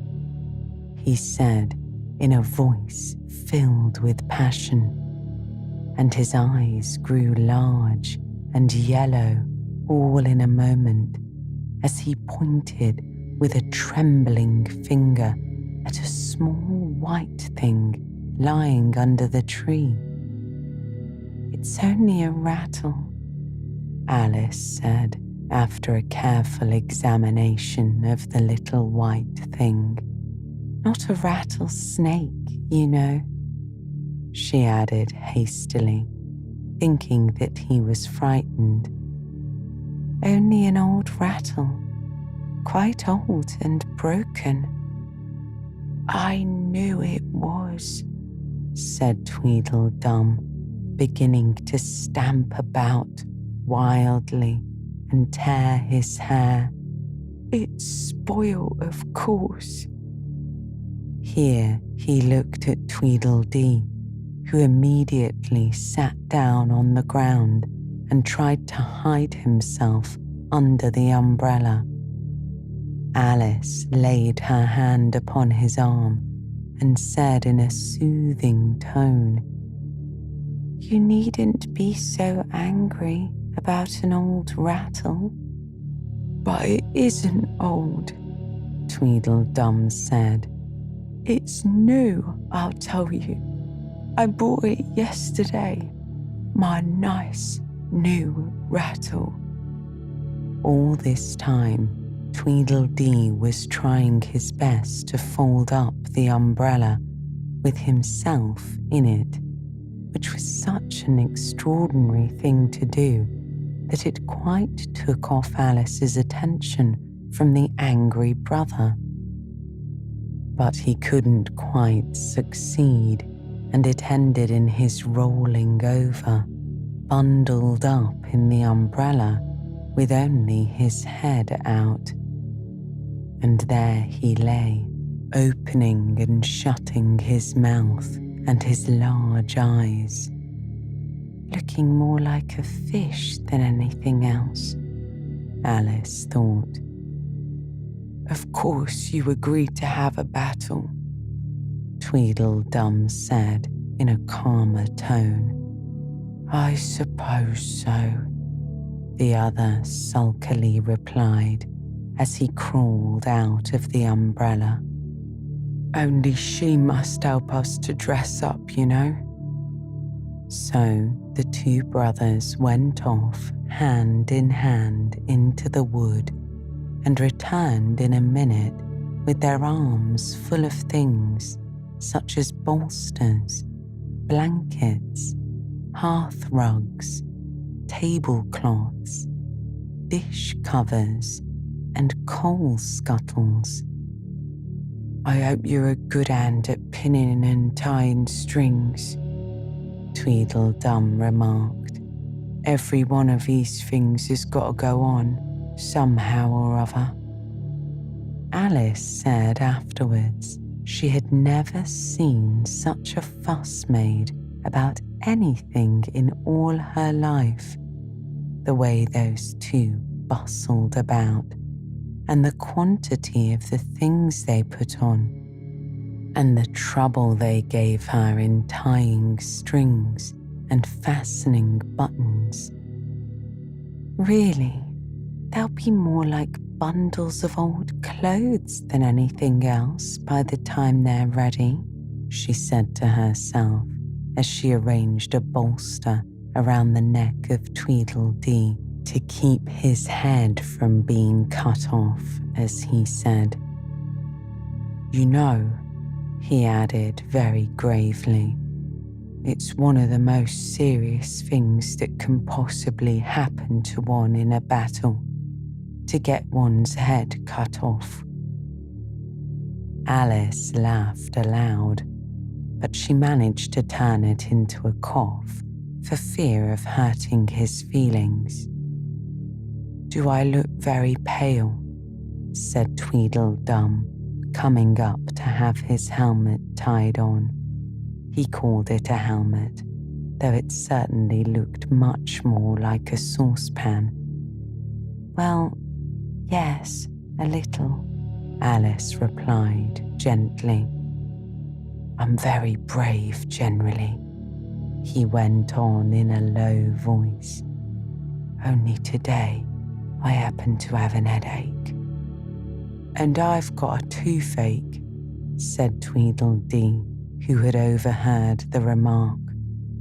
"I'm far worse off than you." "Then you'd better not fight today," said Alice, thinking it a good opportunity to make peace. "We must have a bit of a fight, but I don't care about it going on long," said Tweedledum. "What's the time now?" Tweedledee looked at his watch and said, 4:30. "Let's fight till 6 and then have dinner," said Tweedledum. "Very well," the other said rather sadly. "And she can watch us, only you better not come very close," he added. "I generally hit everything I can see when I get really excited." "And I hit everything within reach," said Tweedledum, "whether I can see it or not." Alice laughed. "You must hit the trees pretty often, I should think," she said. Tweedledum looked round him with a satisfied smile. "I don't suppose," he said, "there'll be a tree left standing for ever so far round by the time we've finished." "And all about a rattle," said Alice, still hoping to make them a little ashamed of fighting for such a trifle. "I shouldn't have minded it so much," said Tweedledum, "if it hadn't been a new one." "I wish the monstrous crow would come," thought Alice, remembering the old song. "There's only one sword, you know," Tweedledum said to his brother, "but you can have the umbrella. It's quite as sharp, only we must begin quick. It's getting as dark as it can." "And darker," said Tweedledee. It was getting dark so suddenly that Alice thought there must be a thunderstorm coming on. "What a thick black cloud that is," she said, "and how fast it comes. Why, I do believe it's got wings." "It's the crow," Tweedledum said by way of sounding the alarm. The two brothers took to their heels and were out of sight in a moment. Alice ran a little way into the wood and stopped under a large tree.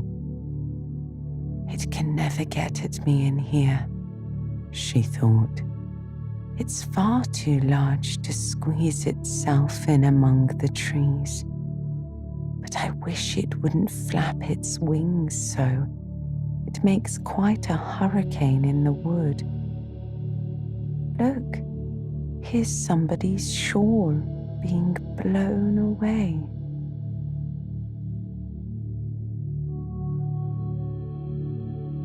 Chapter 5. Wool and Water. She caught the shawl as she spoke and looked about for the owner. In another moment, the White Queen came running wildly through the wood, with both arms stretched out wide as if she were flying, and Alice very civilly went to meet her with the shawl. "I'm very glad I happened to be in the way," Alice said as she helped her to put on her shawl again. The White Queen only looked at her in a helpless, frightened sort of way, and kept repeating something in a whisper to herself that sounded like bread and butter, bread and butter. And Alice felt that if there was to be any conversation at all, she must manage it herself. So she began rather timidly. "Am I addressing the White Queen?" "Well, yes, if you call that addressing," the Queen said. "It isn't my notion of the thing at all." Alice thought it would never do to have an argument at the very beginning of their conversation. So she smiled and said, "If your Majesty will only tell me the right way to begin, I'll do it as well as I can. But I don't want it done at all," said the poor Queen. "I've been addressing myself for the last 2 hours." It would have been all the better, as it seemed to Alice, if she had got someone else to dress her. She was so dreadfully untidy. "Every single thing's crooked," Alice thought to herself, "and she's all over pins. May I put your shawl straight for you?" she added aloud. "I don't know what's the matter with it," the Queen said in a melancholy voice. "It's out of temper, I think. I've pinned it here, and I've pinned it there, but there's no pleasing it. It can't go straight, you know, if you pin it all on one side," Alice said as she gently put it right for her. "And dear me, what a state your hair is in. The brush has got entangled in it," the Queen said with a sigh. "And I lost the comb yesterday." Alice carefully released the brush and did her best to get her hair into order. "Come, you look rather better now," she said after altering most of the pins.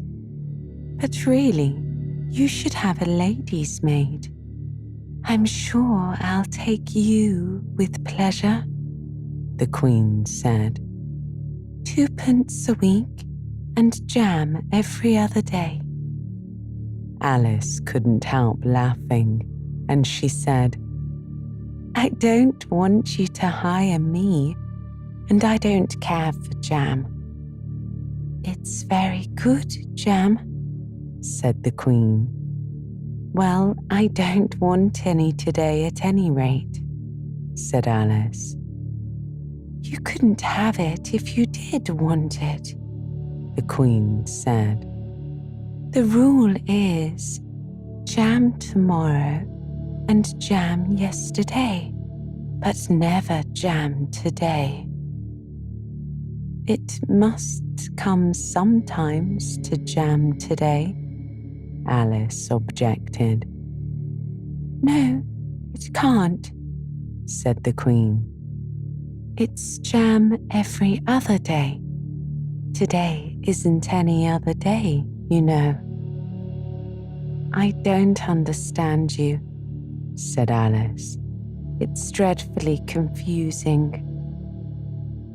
"That's the effect of living backwards," the Queen said kindly. "It always makes one a little giddy at first." "Living backwards?" Alice repeated in great astonishment. I never heard of such a thing. But there's one great advantage in it, the Queen said, that one's memory works both ways. I'm sure mine only works one way, Alice remarked. I can't remember things before they happen. It's a poor sort of memory that only works backwards, the Queen remarked.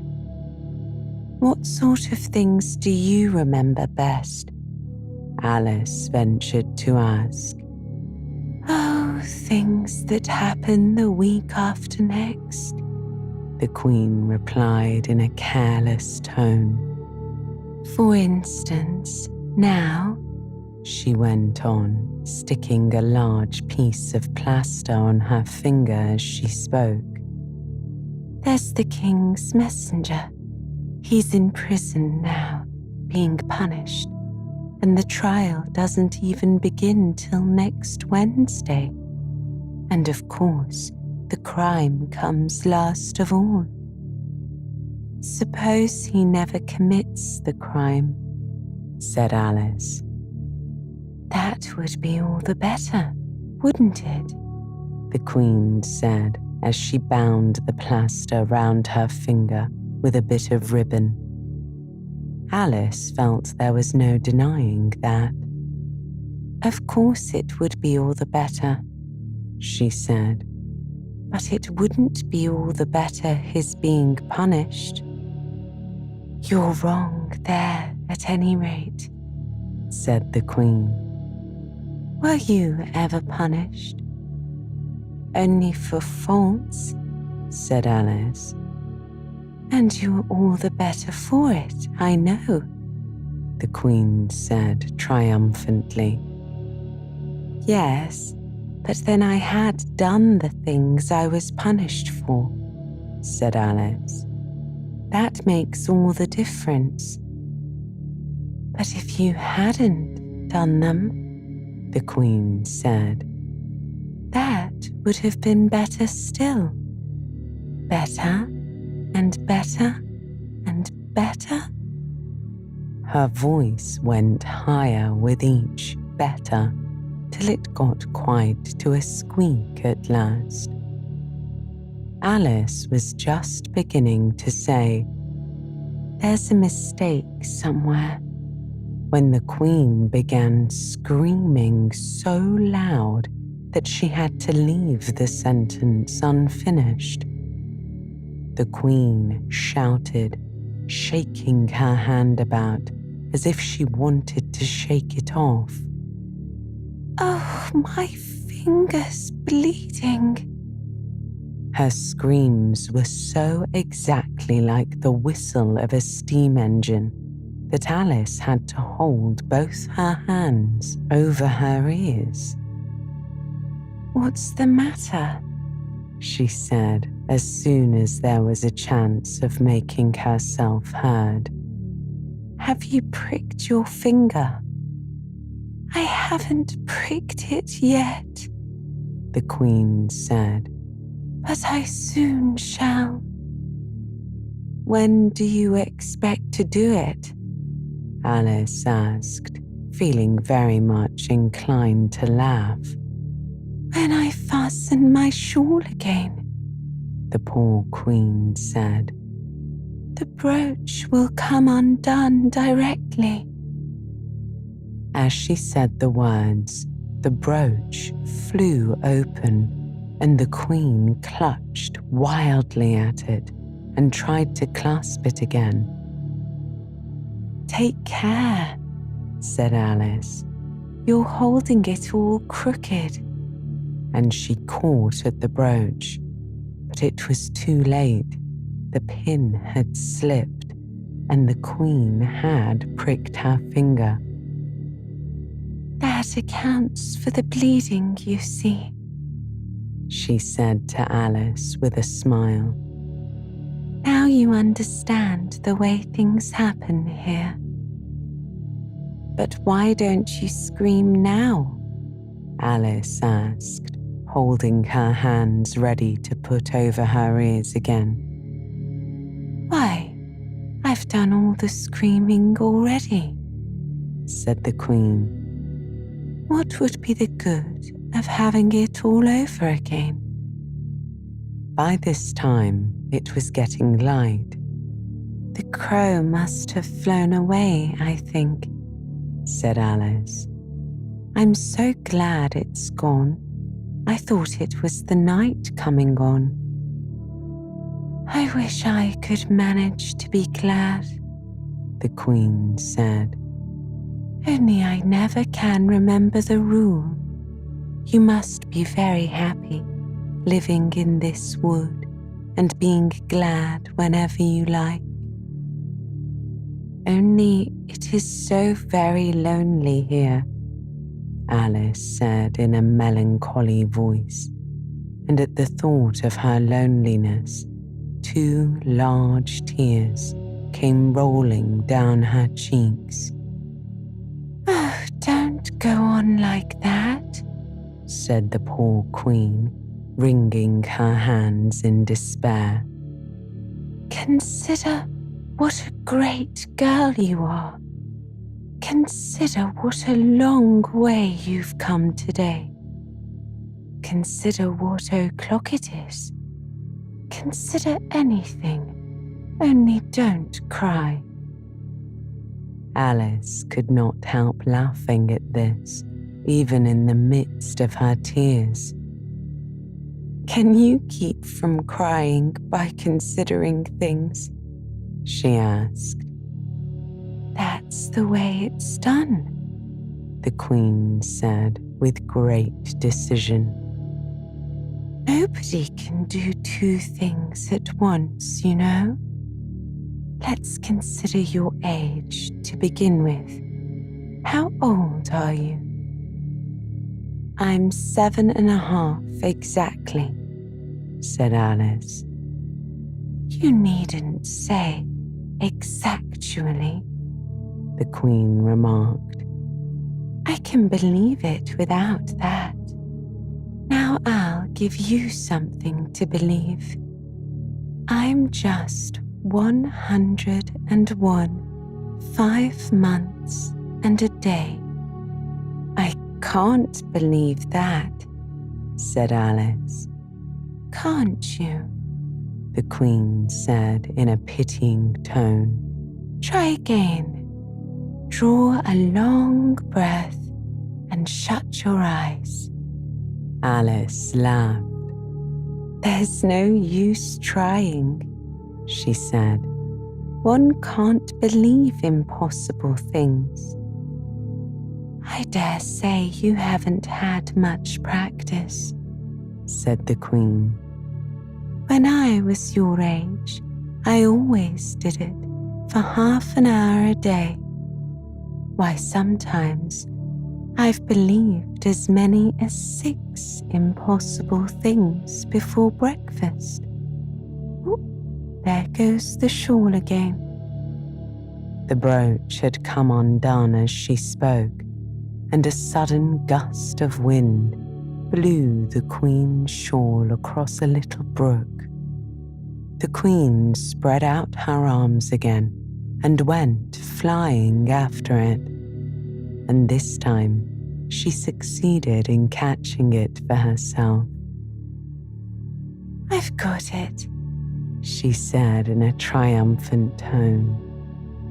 "Now you shall see me pin it on again, all by myself." "Then I hope your finger is better now," Alice said very politely as she crossed the little brook after the Queen. "Oh, much better," said the Queen, her voice rising to a squeak as she went on. The last word ended in a long bleat, so like a sheep that Alice quite started. She looked at the Queen, who seemed to have suddenly wrapped herself up in wool. Alice rubbed her eyes and looked again. She couldn't make out what had happened at all. Was she in a shop?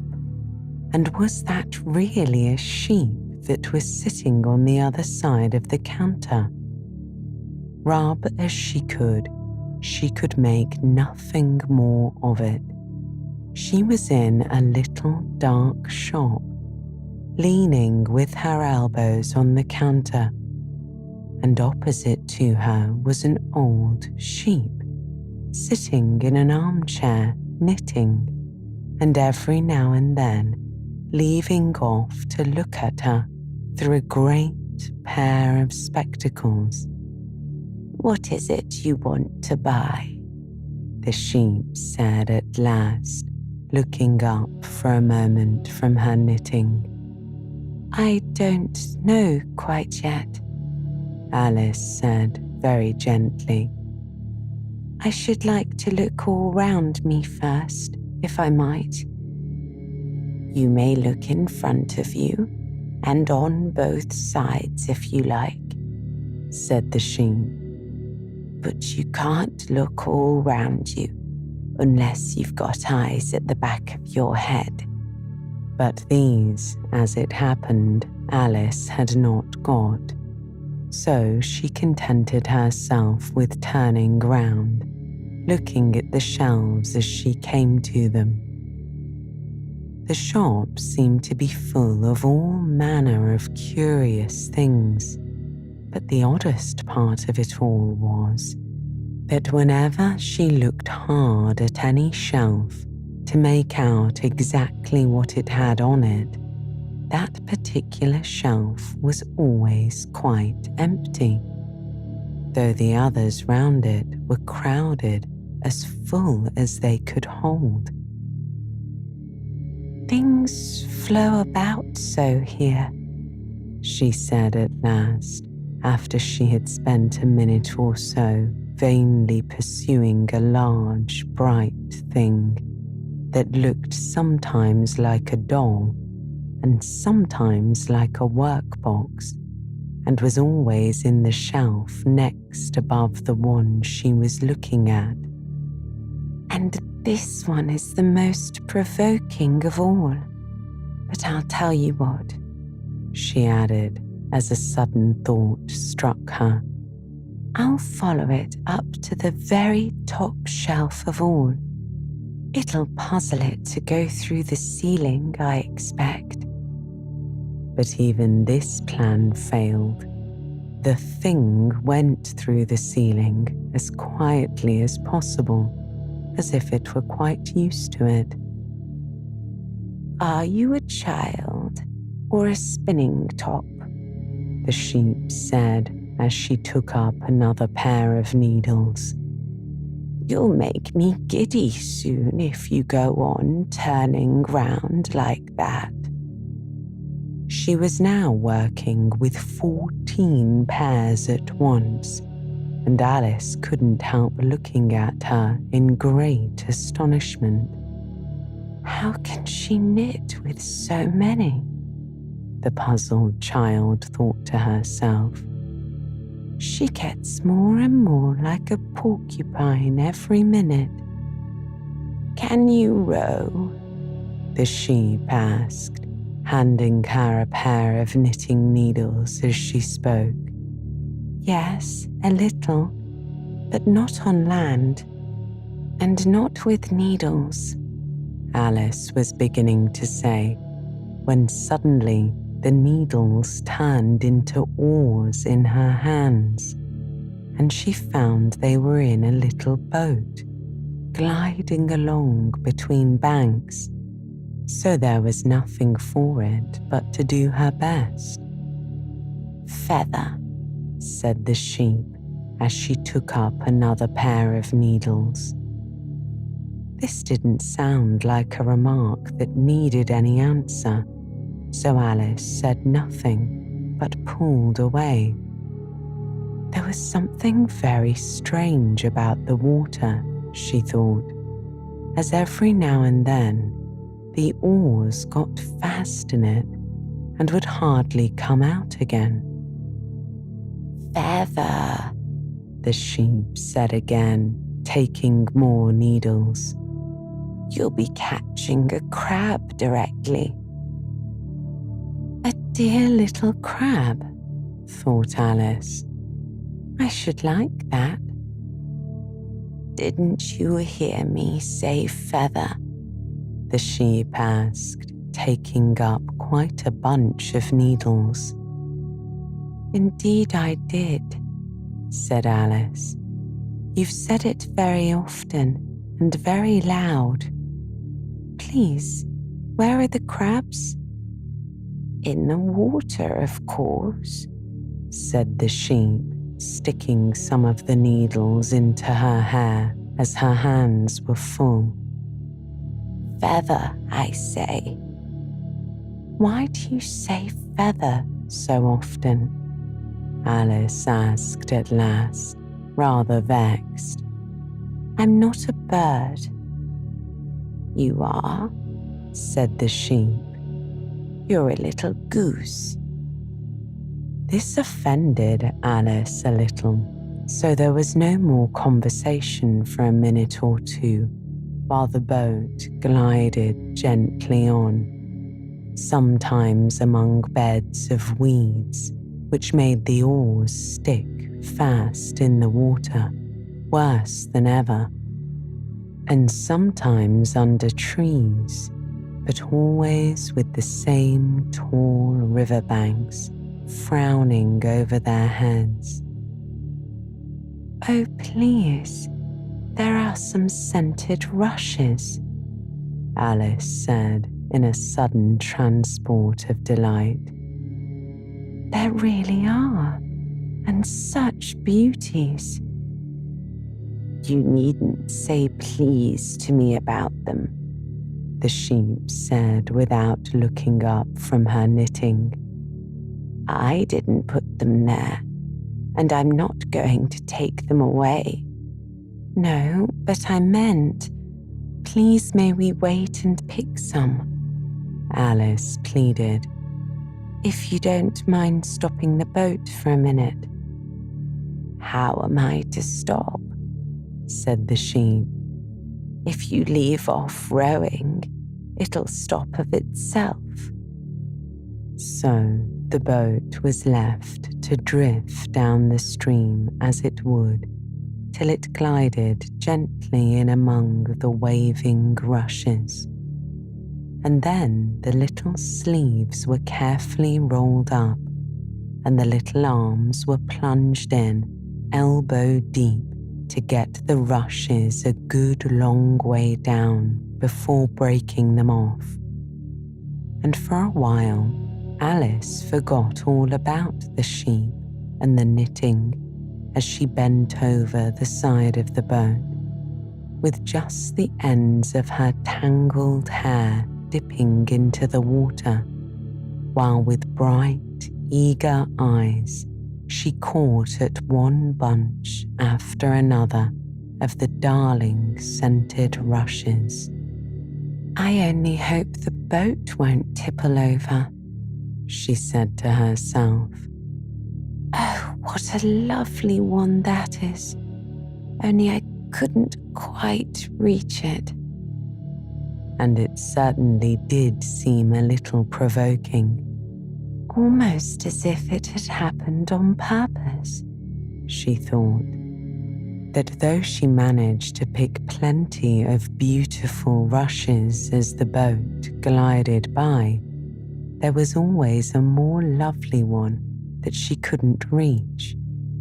"The prettiest are always further," she said at last with a sigh at the obstinacy of the rushes in growing so far off. With flushed cheeks and dripping hair and hands, she scrambled back into her place and began to arrange her new-found treasures. What mattered to her just then that the rushes had begun to fade and lose all their scent and beauty from the very moment that she picked them. Even real scented rushes, you know, last only a very little while, and these, being dream rushes, melted away almost like snow as they lay in heaps at her feet. But Alice hardly noticed this. There were so many other curious things to think about.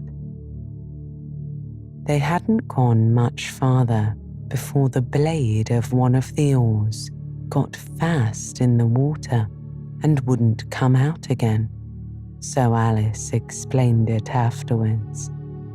And the consequence was that the handle of it caught under her chin, and in spite of a series of little cries from poor Alice, it swept her straight off the seat and down among the heap of rushes. However, she wasn't hurt and was soon up again. The sheep went on with her knitting all the while, just as if nothing had happened. "That was a nice crab you caught," she remarked as Alice got back into her place, very much relieved to find herself still in the boat. "Was it? I didn't see it," said Alice, peeping cautiously over the side of the boat into the dark water. "I wish I hadn't let it go. I should so like to see a little crab to take home with me." But the sheep only laughed scornfully and went on with her knitting. "Are there many crabs here?" said Alice. "Crabs and all sorts of things," said the sheep. "Plenty of choice. Only make up your mind. Now, what do you want to buy?" "To buy?" Alice echoed in a tone that was half astonished and half frightened, for the oars and the boat and the river had vanished all in a moment, and she was back again in the little dark shop. "I should like to buy an egg, please," she said timidly. "How do you sell them?" 5 pence farthing for 1, 2 pence for 2, the sheep replied. "Then 2 are cheaper than 1, Alice said, surprised and taking out her purse. "Only you must eat them both if you buy 2, said the sheep. "Then I'll have 1, please," said Alice as she put the money down on the counter, for she thought to herself, "They mightn't be all that nice, you know." The sheep took the money and put it away in a box. Then she said, "I never put things into people's hands. That would never do. You must get it for yourself." And so she went off to the other end of the shop and set the egg upright on a shelf. "I wonder why it wouldn't do," thought Alice as she groped her way among the tables and chairs, for the shop was very dark towards the end. "The egg seems to get further away the more I walk towards it. Let me see. Is this a chair? Why, it's got branches, I declare.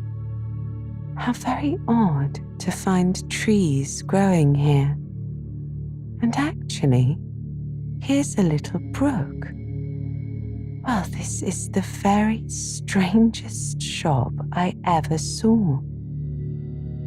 So she went on, wondering more and more at every step, as everything turned into a tree the moment she came upon it. And she quite expected the egg to do the same.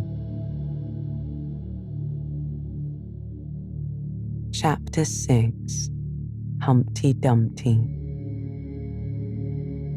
However, the egg only got larger and larger and more human. When she had come within a few yards of it, she saw that it had eyes and a nose and mouth. And when she had come close to it, she saw clearly that it was Humpty Dumpty himself. "It can't be anybody else," she said to herself. "I'm as certain of it as if his name were written all over his face." It might have been written 100 times easily on that enormous face. Humpty Dumpty was sitting with his legs crossed on the top of a high wall, such a narrow one that Alice quite wondered how he could keep his balance. And as his eyes were steadily fixed in the opposite direction, and he didn't take the least notice of her, she thought he must be a stuffed figure after all. "And how exactly like an egg he is," she said aloud, standing with her hands ready to catch him, for she was every moment expecting him to fall. "It's very provoking to be called an egg," Humpty Dumpty said after a long silence, looking away from Alice as he spoke. "I said you looked like an egg, sir," Alice gently explained.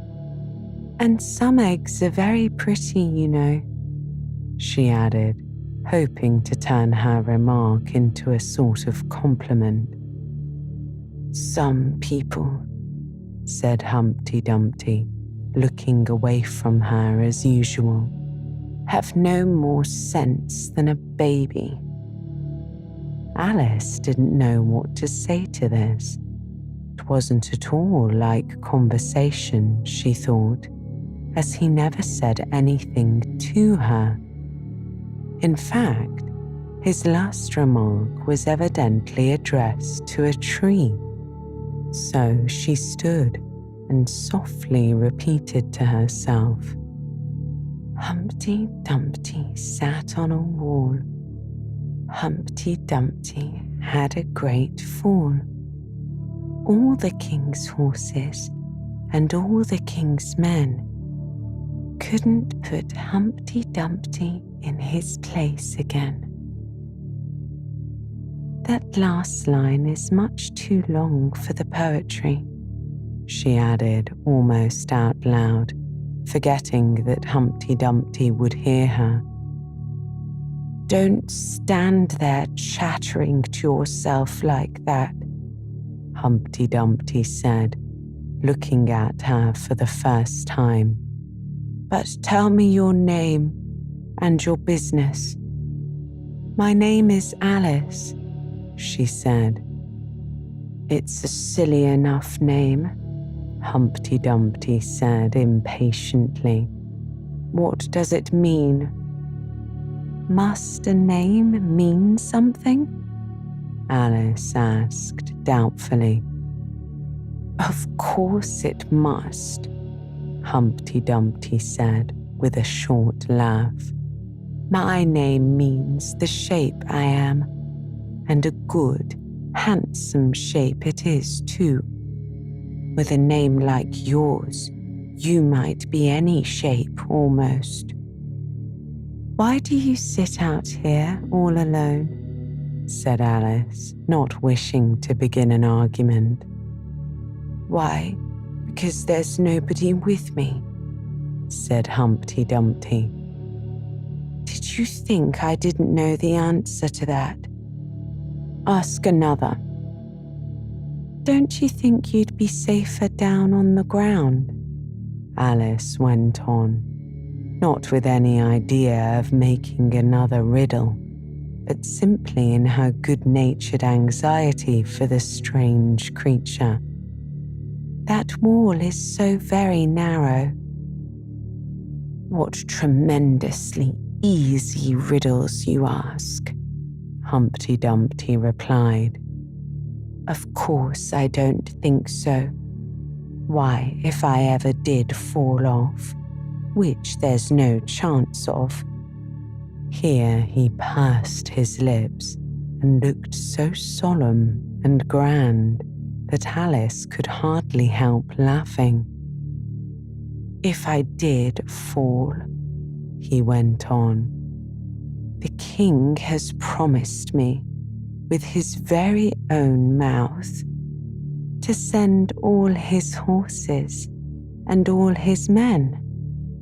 Alice said, rather unwisely, "Now I declare, that's too bad," Humpty Dumpty said, breaking into a sudden passion. "You've been listening at doors and behind trees and down chimneys, or you couldn't have known it." "I haven't indeed," Alice said very gently. "It's in a book." "Ah, well, they may write such things in a book," Humpty Dumpty said in a calmer tone. "That's what you call a history of England, that is. Now, take a good look at me. I'm one that has spoken to a king, I am. Mayhap you'll never see such another. And to show you I'm not proud, you may shake hands with me." And he grinned almost from ear to ear as he leant forward and as nearly as possible fell off the wall in doing so, and offered Alice his hand. She watched him a little anxiously as she took it. If he smiled much more, the ends of his mouth might meet behind, she thought, and then I don't know what would happen to his head. I'm afraid it would come off. Yes, all his horses and all his men, Humpty Dumpty went on. They'd pick me up in a minute, they would. However, this conversation is going on a little too fast. Let's go back to the last remark but one. I'm afraid I can't quite remember it, Alice said very politely. In that case, we start fresh, said Humpty Dumpty, and it's my turn to choose a subject. So here's a question for you. How old did you say you were?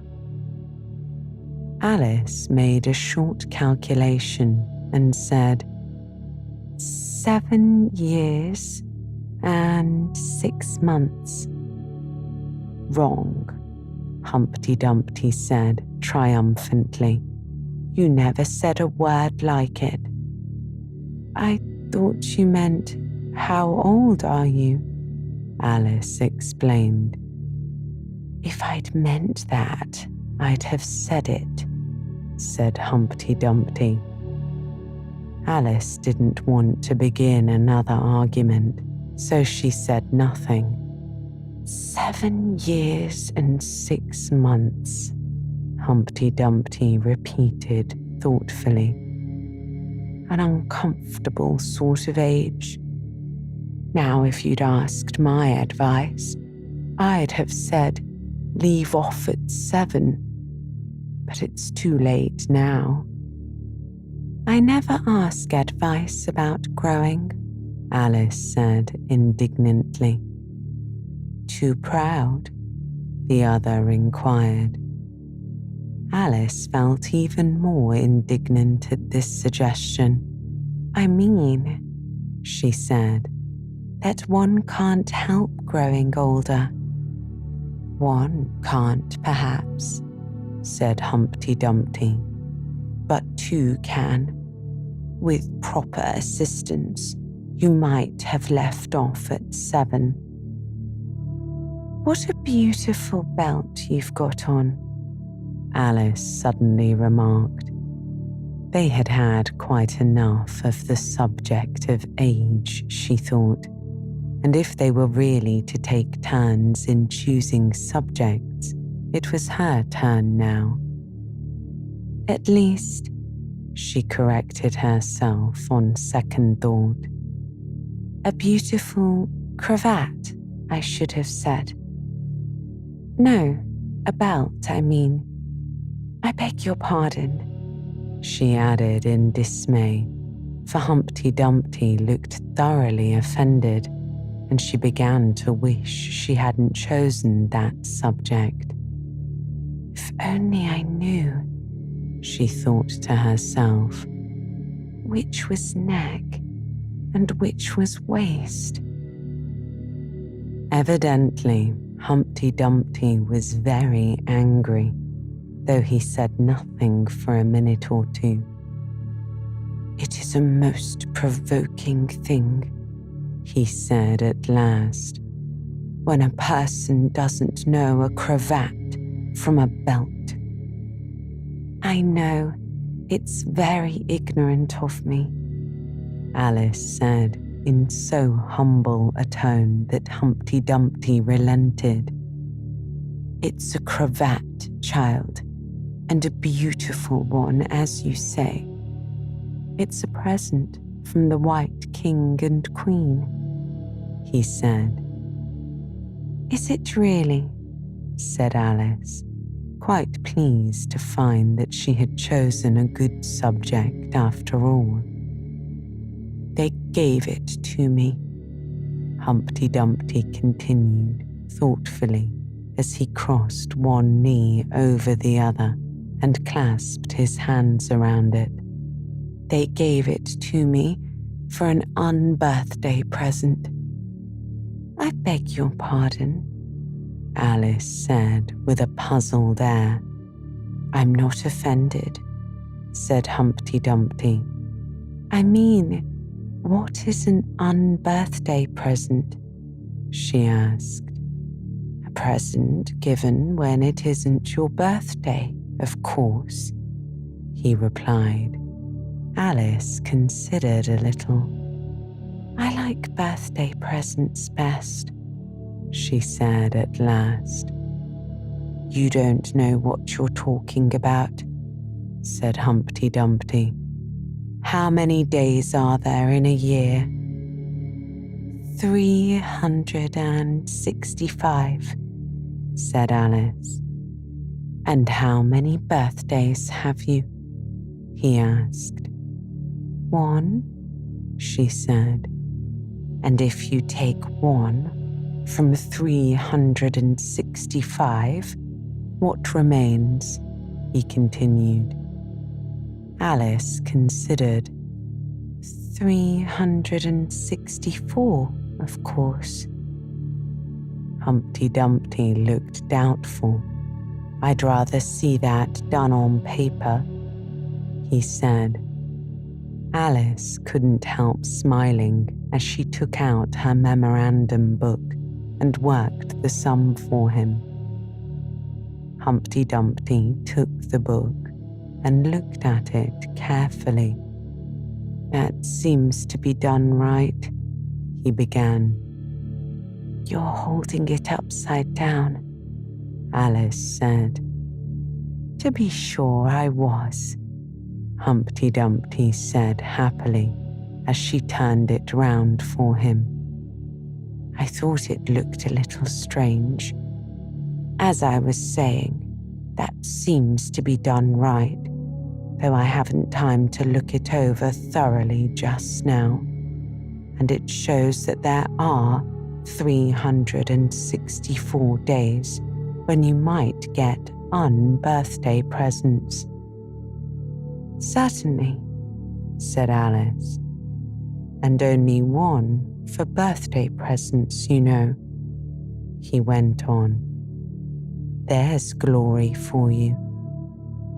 I don't know what you mean by glory, Alice said. Humpty Dumpty smiled. Of course you don't, till I tell you. I meant there's a nice knockdown argument for you. But glory doesn't mean a nice knockdown argument, Alice objected. When I use a word, Humpty Dumpty said, it means just what I choose it to mean, neither more nor less. The question is, said Alice, whether you can make words mean so many different things. Alice was too much puzzled to say anything more, so after a minute, Humpty Dumpty began again. They've a temper, some of them, particularly verbs. They're the proudest. Adjectives you can do anything with, but not verbs. However, I can manage the whole lot of them. Impenetrability, that's what I say. Would you tell me, please, said Alice, what that means?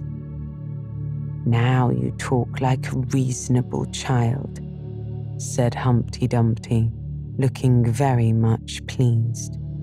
I meant by impenetrability that we've had enough of that subject, and it would be just as well if you'd mention what you mean to do next, as I suppose you don't mean to stop here all the rest of your life. That's a great deal to make one word mean, Alice said in a thoughtful tone. When I make a word do a lot of work like that, said Humpty Dumpty, I always pay it extra. Oh, said Alice. She was too much puzzled to make another remark. Ah, you should see them come round me of a Saturday night, Humpty Dumpty went on, wagging his head gravely from side to side. For to get their wages, you know. Alice didn't venture to ask what he paid them with, and so, you see, I can't tell you.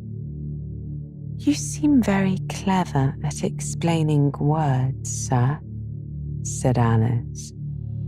Would you kindly tell me the meaning of the poem called Jabberwocky?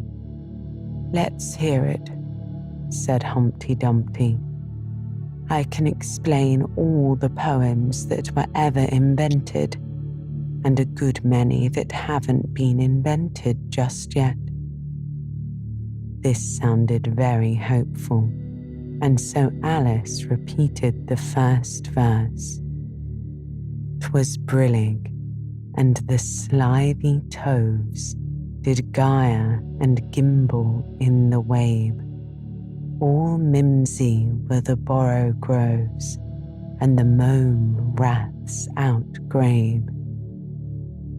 That's enough to begin with, Humpty Dumpty said. There are plenty of hard words in there. Brillig means 4 o'clock in the afternoon, the time when you begin broiling things for dinner. That'll do very well, said Alice. And slithy? Well, slithy means lithe and slimy, he said. Lithe is the same as active. You see, it's like a portmanteau. There are 2 meanings packed up into one word. I see it now, Alice remarked thoughtfully. And what are toves? Well, toves are something like badgers. They're something like lizards. And they're something like corkscrews. he replied.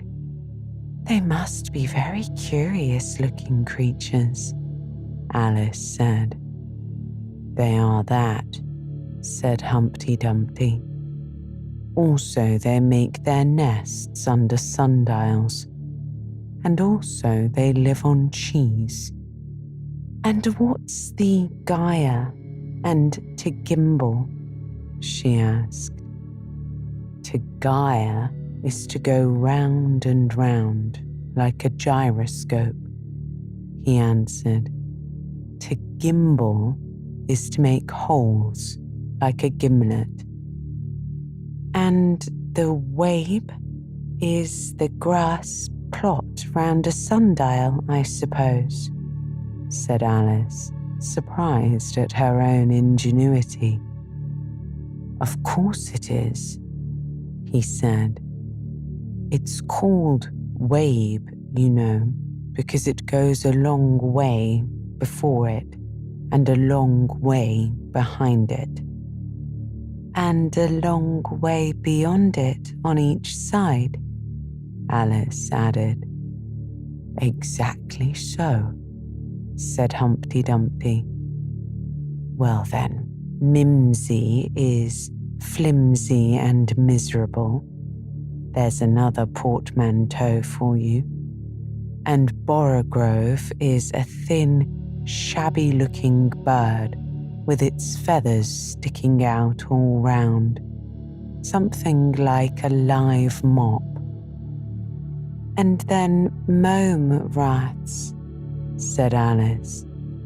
I'm afraid I'm giving you a great deal of trouble.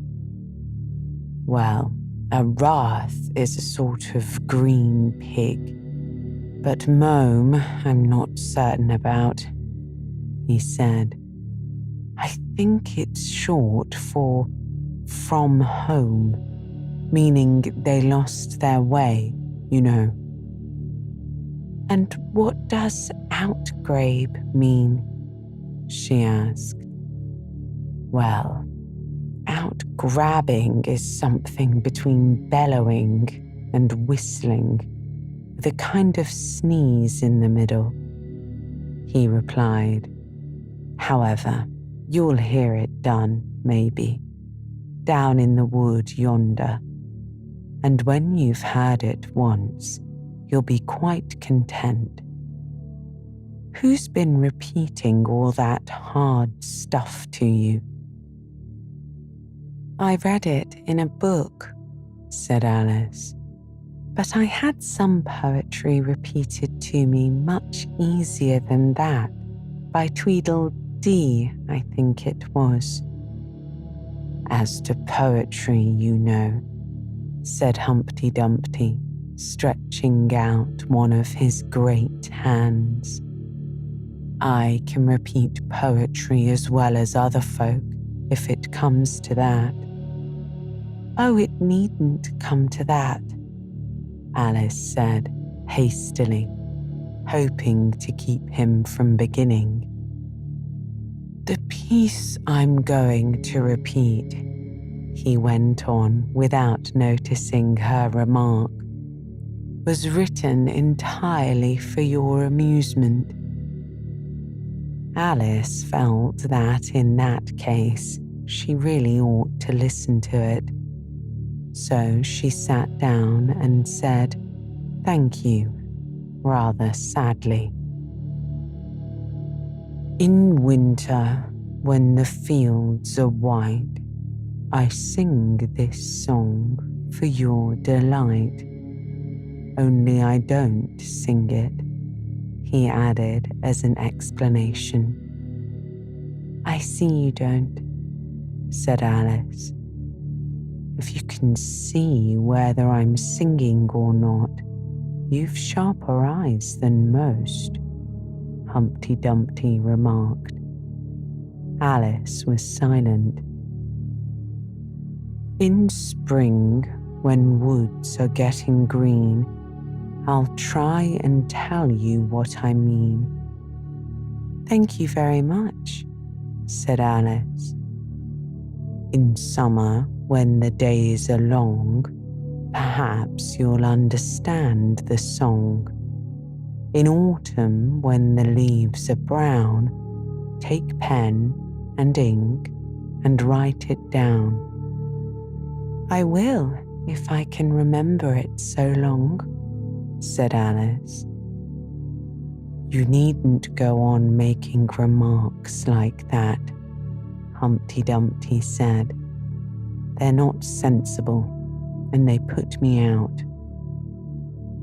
I sent a message to the fish. I told them this is what I wish. The little fishes of the sea, they sent an answer back to me. The little fish's answer was, we cannot do it, sir, because... I'm afraid I don't quite understand, said Alice. It gets easier further on, Humpty Dumpty replied. I sent to them again to say it will be better to obey. The fishes answered with a grin, why, what a temper you are in. I told them once, I told them twice, they would not listen to advice. I took a kettle large and new, fit for the deed I had to do. My heart went hop, my heart went thump. I filled the kettle at the pump.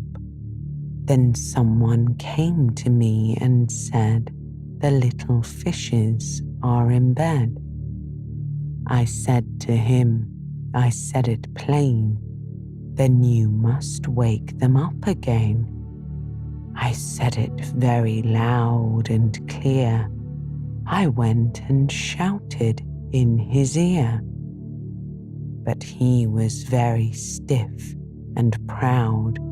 He said, you needn't shout so loud. And he was very proud and stiff. He said, I'd go and wake them if... I took a corkscrew from the shelf. I went to wake them up myself. And when I found the door was locked, I pulled and pushed and kicked and knocked. And when I found the door was shut, I tried to turn the handle, but... There was a long pause. Is that all? Alice timidly asked. That's all, said Humpty Dumpty. Goodbye. This was rather sudden, Alice thought, but after such a very strong hint that she ought to be going, she felt that it would hardly be civil to stay. So she got up and held out her hand. Goodbye, till we meet again, she said as cheerfully as she could. I shouldn't know you again if we did meet, Humpty Dumpty replied in a discontented tone, giving her one of his fingers to shake.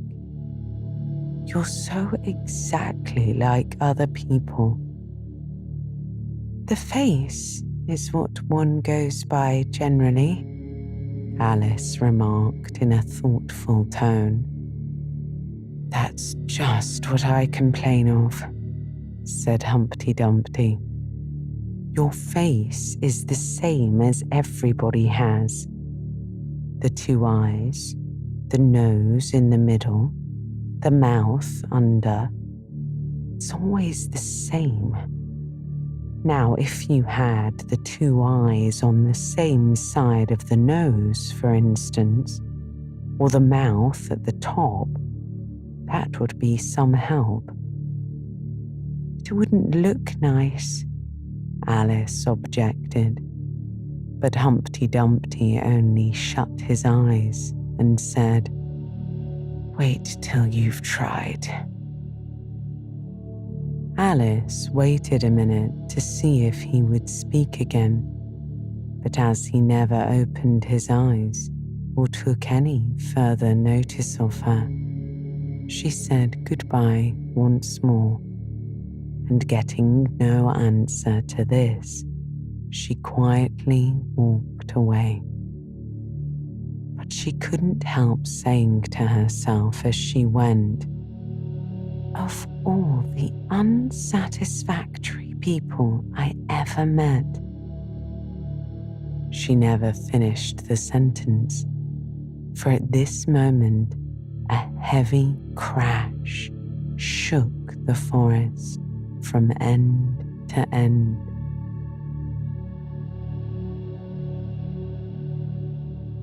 Chapter 7: The Lion and the Unicorn. The next moment, soldiers came running through the wood, at first in 2s and 3s, then 10 or 20 together, and at last in such crowds that they seemed to fill the whole forest. Alice got behind a tree for fear of being run over and watched them go by.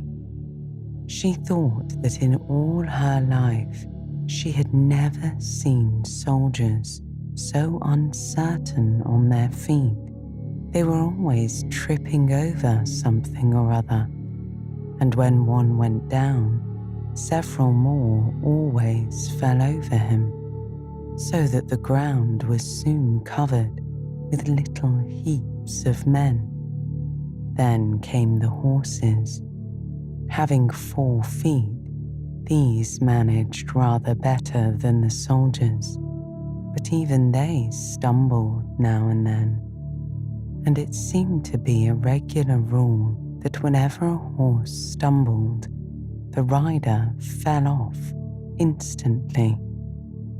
The confusion got worse every moment, and Alice was very glad to get out of the wood into an open place where she found the White King seated on the ground, busily writing in his memorandum book.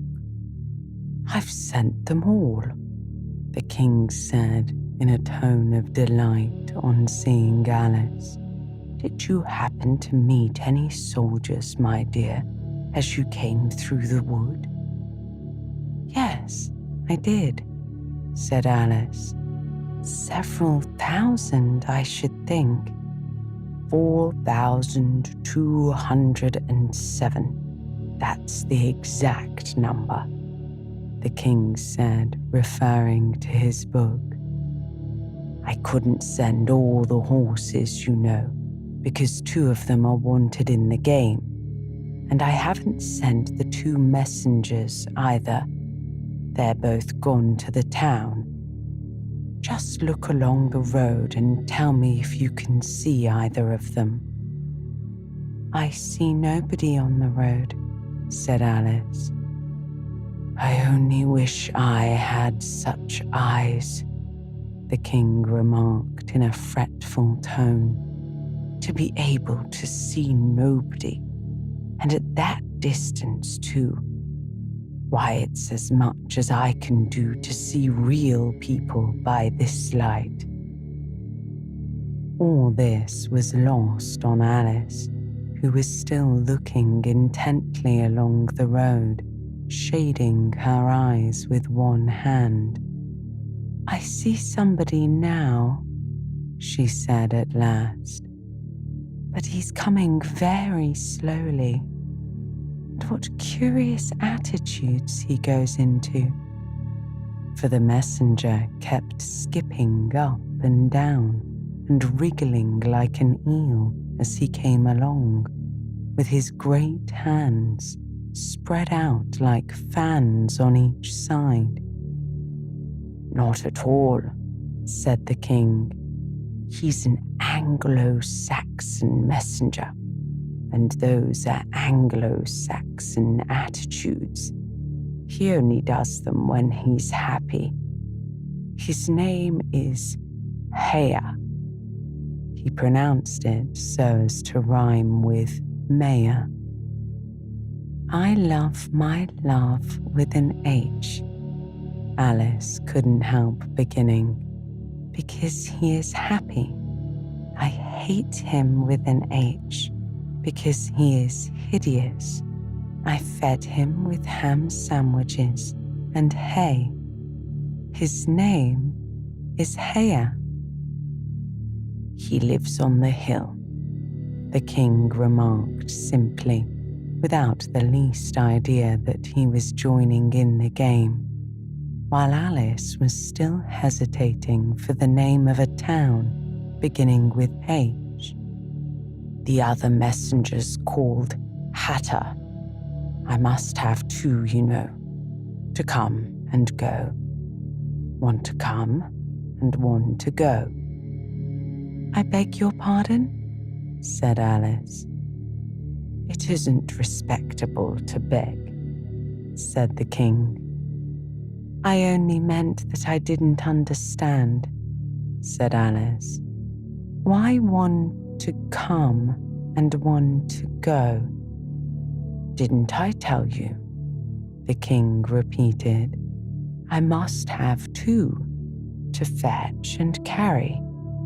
One to fetch and one to carry. At this moment, the messenger arrived.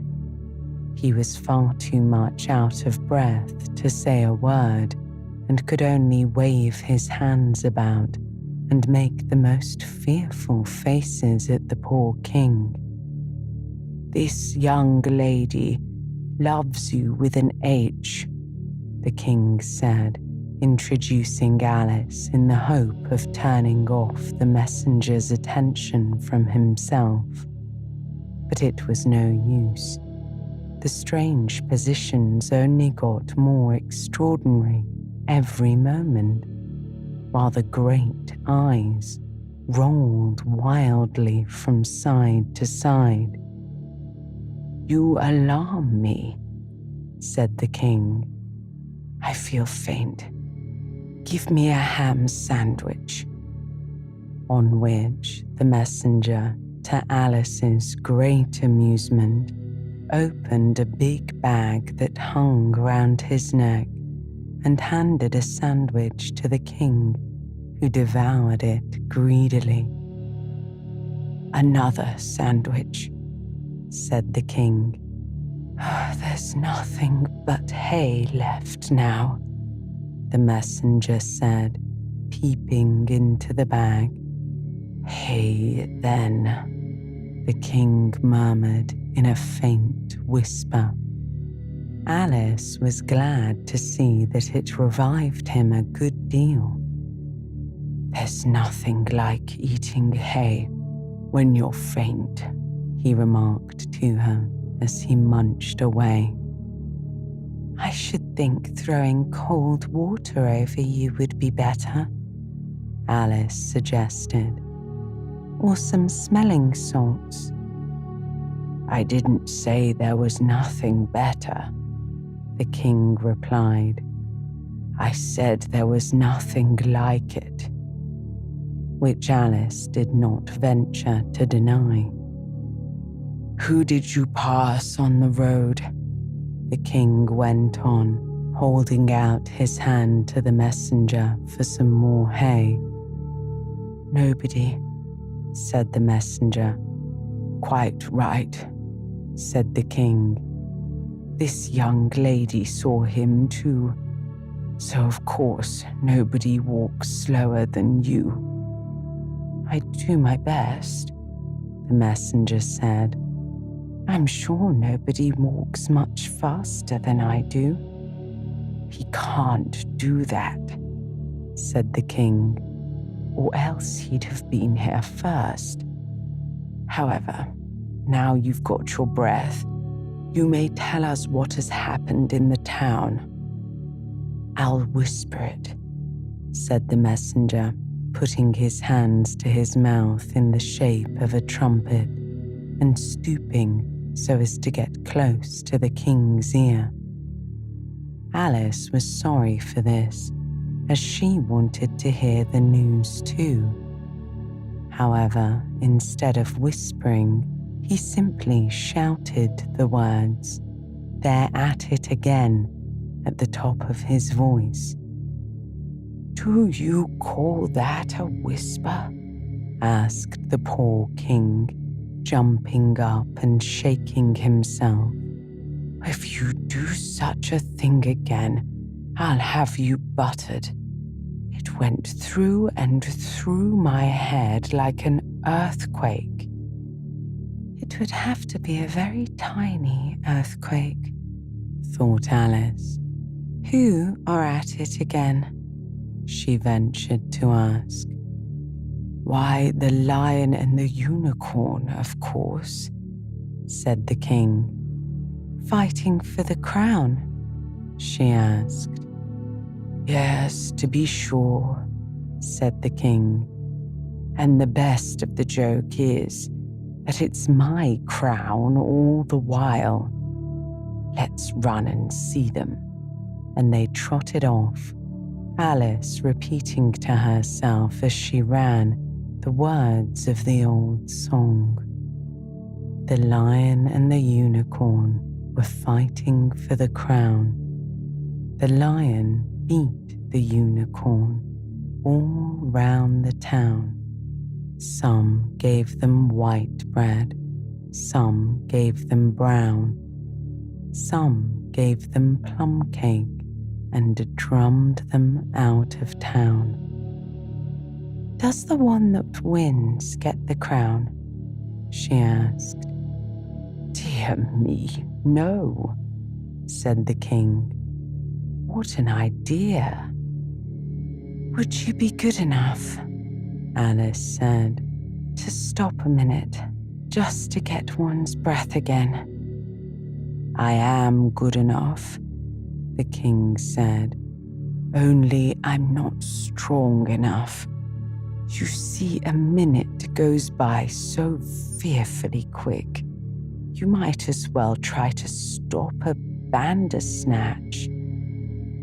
Alice had no more breath for talking, so they trotted on in silence till they came in sight of a great crowd, in the middle of which the lion and the unicorn were fighting. They were in such a cloud of dust that at first Alice could not make out which was which, but she soon managed to distinguish the unicorn by his horn. They placed themselves close to where Hatter, the other messenger, was standing, watching the fight with a cup of tea in one hand and a piece of bread and butter in the other.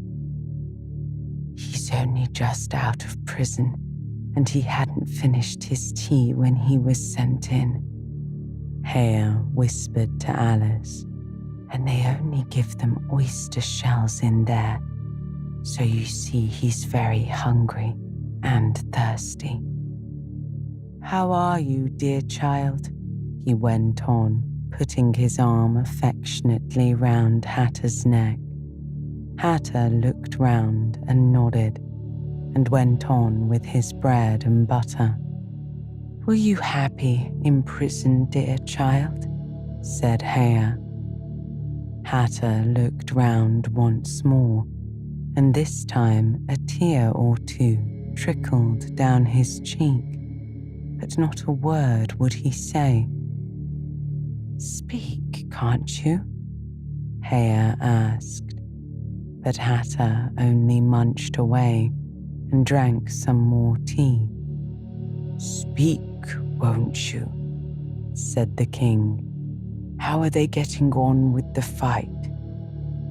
Hatter made a desperate effort and swallowed a large piece of bread and butter. "They're getting on very well," he said. "Each of them has been down about 87 times. "Then I suppose they'll soon bring the white bread and the brown," Alice ventured to remark. "It's waiting for them now," said Hatter. "This is a bit of it I'm eating."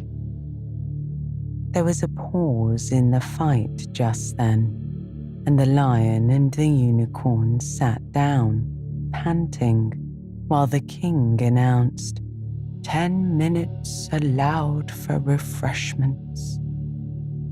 Hare and Hatter set to work at once, carrying rough trays of white and brown bread. Alice took a piece to taste, but it was very dry. "I don't think they'll fight any more today," the king said to Hatter. "Go and order the drums to begin." And Hatter went bounding away like a grasshopper. For a minute or two, Alice stood silent, watching him. Suddenly, she brightened up. "Look," she said, pointing eagerly. "There's the White Queen, running across the country. She came flying out of the wood over yonder. How fast those queens can run!" "There's some enemy after her, no doubt," the king said, without even looking round. "That wood's full of them." "But aren't you going to run and help her?" Alice asked, very much surprised at his taking it so quietly. "No use," said the king. "She runs so fearfully quick. You might as well try to catch a bandersnatch. But I'll make a memorandum about her if you like. She's a dear, good creature," he repeated softly to himself as he opened his memorandum book. "Do you spell creature with a double E?" At this moment, the unicorn sauntered by them with his hands in his pockets. "I had the best of it this time," he said to the king, just glancing at him as he passed. "A little," the king replied rather nervously. "You shouldn't have run him through with your horn, you know." "It didn't hurt him," the unicorn said carelessly, and he was going on when his eye happened to fall upon Alice. He turned round rather instantly and stood for some time looking at her with an air of the deepest disgust. "What is this?" he said at last. "This is a child," Hare replied eagerly, coming in front of Alice to introduce her and spreading out both his hands towards her in an Anglo-Saxon attitude. "We only found it today. It is as large as life and twice as natural." "I always thought they were fabulous monsters," said the unicorn. "Is it alive?" "It can talk," said Hare solemnly. The unicorn looked dreamily at Alice and said, "Talk, child." Alice could not help her lips curling up into a smile as she began. "Do you know, I always thought unicorns were fabulous monsters too. I never saw one alive before." "Well, now that we have seen each other," said the unicorn, "if you believe in me, I'll believe in you. Is that a bargain?" "Yes, if you like," said Alice. "Come, fetch out the plum cake, old man," the unicorn went on, turning from her to the king. None of your brown bread for me." "Certainly," the king muttered and beckoned to Hea. "Open the bag," he whispered. "Quick, not that one. That's full of hay." Hea took a large cake out of the bag and gave it to Alice to hold while he got out a dish and carving knife. How they all came out of it, Alice couldn't guess. It was just like a conjuring trick, she thought. The lion had joined them while this was going on. He looked very tired and sleepy, and his eyes were half shut. "What's this?" he said, blinking lazily at Alice and speaking in a deep, hollow tone that sounded like the tolling of a great bell. "Ah, what is it now?" the unicorn said eagerly. "You'll never guess. I couldn't." The lion looked at Alice wearily. "Are you an animal, vegetable, or mineral?" he said. "It is a fabulous monster," the unicorn said before Alice could reply. "Then hand round the plum cake monster," the lion said, lying down and putting his chin on his paws. "And sit down, both of you. Fair play with the cake, you know."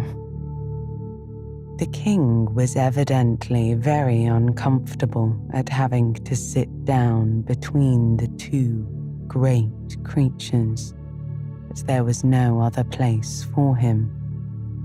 "What a fight we might have for the crown now," the unicorn said, looking slyly up at the crown, which the poor king was nearly shaking off his head. He trembled so much.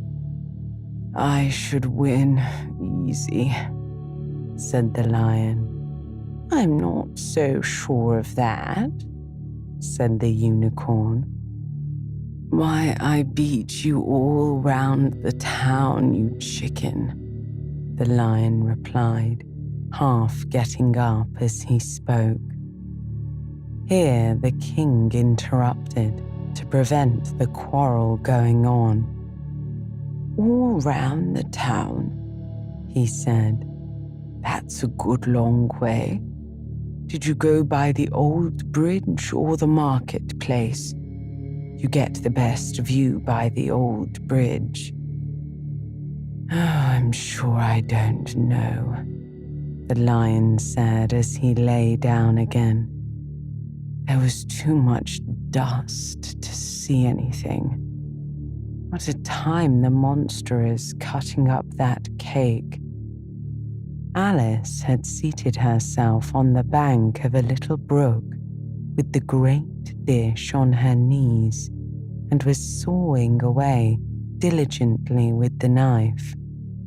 "It's very provoking," she said in reply to the lion. She was getting quite used to being called the monster. "I've cut up several slices already, but they always join on again." "You don't know how to manage looking-glass cakes," the unicorn remarked. "Hand it round first and cut it afterwards." This sounded nonsense, but Alice very obediently got up and carried the dish round, and the cake divided itself into 3 pieces as she did so. "Now cut it up," said the lion as she returned to her place with the empty dish. "I say, this isn't fair," said the unicorn as Alice sat with the knife in her hand. very much puzzled how to begin. "The monster has given the lion twice as much as me. She's kept none for herself anyhow," said the lion. "Do you like plum cake, monster?" But before Alice could answer him, the drums began. Where the noise came from she couldn't make out. The air seemed full of it, and it rang through and through her head. She started to her feet and sprang across the little brook in her terror, and had just time to see the lion and the unicorn rise to their feet with angry looks at being interrupted in their feast, before she dropped to her knees and put her hands over her ears, vainly trying to shut out the dreadful uproar. "If that doesn't drum them out of town," she thought to herself, "nothing ever will." Chapter 8. It's My Own Invention. After a while, the noise seemed gradually to die away, till all was dead silence, and Alice lifted up her head in some alarm. There was no one to be seen, and her first thought was that she must have been dreaming about the lion and the unicorn and those strange messengers. However, there was the great dish still lying at her feet, on which she had tried to cut the plum cake. "So I wasn't dreaming after all," she said to herself, "unless we're all part of the same dream. Only I do hope it's my dream and not the Red King's. I don't like belonging to another person's dream. I've a great mind to go and wake him and see what happens." At this moment, her thoughts were interrupted by someone saying, "Ahoy, check," and a knight dressed in crimson armor came galloping down upon her, brandishing a great club. Just as he reached her, the horse stopped suddenly. "You're my prisoner," the knight said as he tumbled off his horse. Startled as she was, Alice was more frightened for him than for herself at that moment, and watched him with some anxiety as he mounted again. As soon as he was comfortably in the saddle, he began once more. But here another voice broke in, saying, "Check," and Alice looked round in some surprise for the new enemy. This time it was a white knight. He drew up at Alice's side and tumbled off his horse, just as the Red Knight had done. Then he got on again, and the two knights sat and looked at each other for some time without speaking. Alice looked from one to the other in some bewilderment. "She's my prisoner, you know," the Red Knight said at last.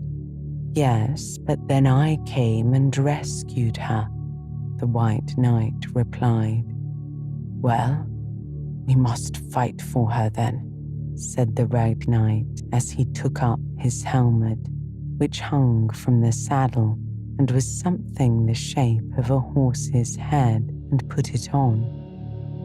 "You will observe the rules of battle, of course," the White Knight remarked, putting on his helmet too. "I always do," the Red Knight said, and they began banging away at each other with such fury that Alice got behind a tree to be out of the way of the blows. "I wonder now what the rules of battle are," she said to herself as she watched the fight, timidly peeping out from her hiding place. One rule seems to be that if one knight hits the other, he knocks him off his horse, and if he misses, he tumbles off himself. And another rule seems to be that they hold their clubs with their arms, as if they were Punch and Judy. What a noise they make when they tumble, just like a whole set of fire irons falling into the fender. And how quiet the horses are.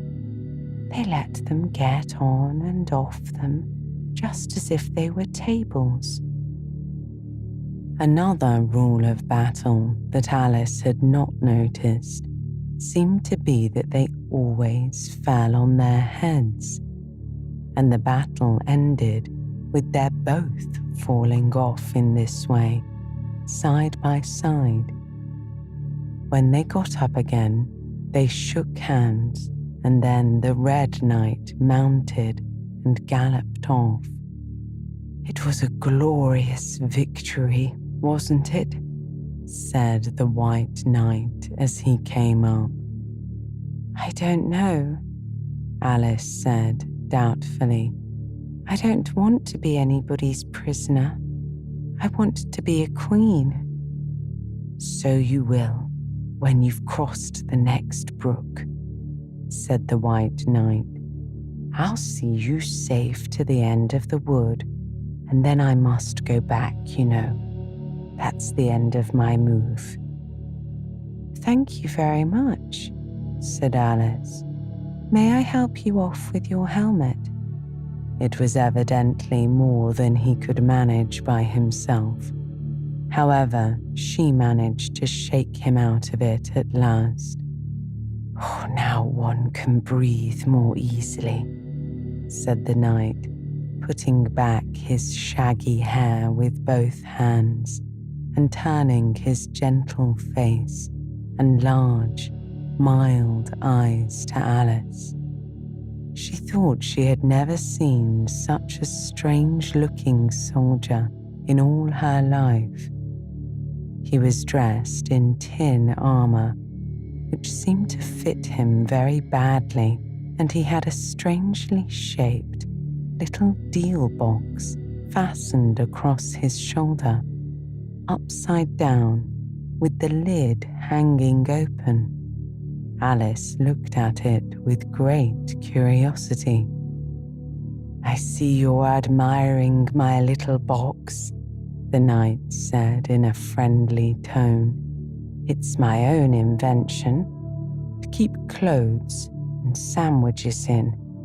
You see, I carry it upside down so that the rain can't get in." "But the things can get out," Alice gently remarked. "Do you know the lid's open?" "Oh, I didn't know it," the knight said, a shade of vexation passing over his face. "Then all the things must have fallen out. The box is no use without them." He unfastened it as he spoke and was just going to throw it into the bushes when a sudden thought seemed to strike him, and he hung it carefully on a tree. "Can you guess why I did that?"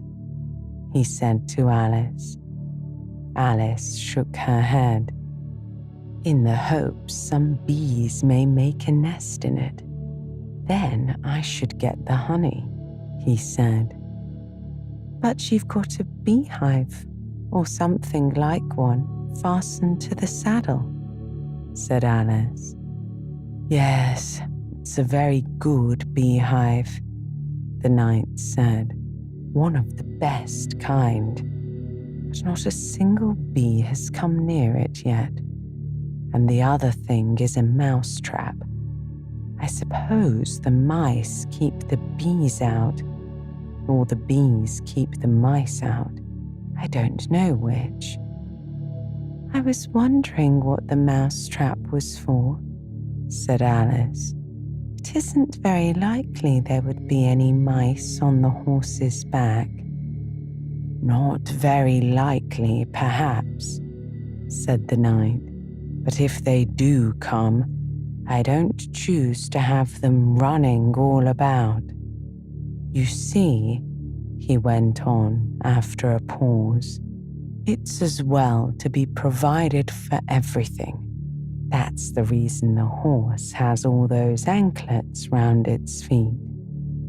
But what are they for? Alice asked in a tone of great curiosity. To guard against the bites of sharks, the knight replied.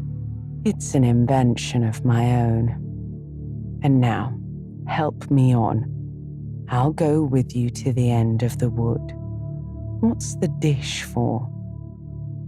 It's meant for plum cake, said Alice. We better take it with us, the knight said. It'll come in handy if we find any plum cake. Help me get it into this bag. This took a very long time to manage, though Alice held the bag open very carefully, because the knight was so very awkward in putting in the dish. The first 2 or 3 times that he tried, he fell in himself instead. It's rather a tight fit, you see, he said as they got it in at last. There are so many candlesticks in the bag. And he hung it to the saddle, which was already loaded with bunches of carrots and fire irons and many other things. I hope you've got your hair well fastened on, he continued as they set off. Only in the usual way, Alice said, smiling. That's hardly enough, he said. You see, the wind is so very strong here. It's as strong as soup. Have you invented a plan for keeping hair from being blown off? Alice inquired. Not yet, said the knight, but I've got a plan for keeping it from falling off. I should like to hear it very much, she replied. First, you take an upright stick, said the knight. Then you make your hair creep up it like a fruit tree. Now, the reason hair falls off is because it hangs down. Things never fall upwards, you know. It's a plan of my own invention. You may try it if you like.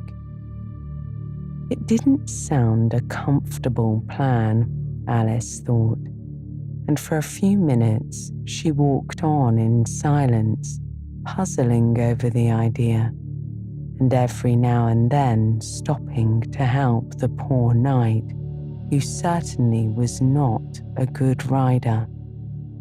Whenever the horse stopped, which it did very often, he fell off in front, and whenever it went on again, which it generally did rather suddenly, he fell off behind.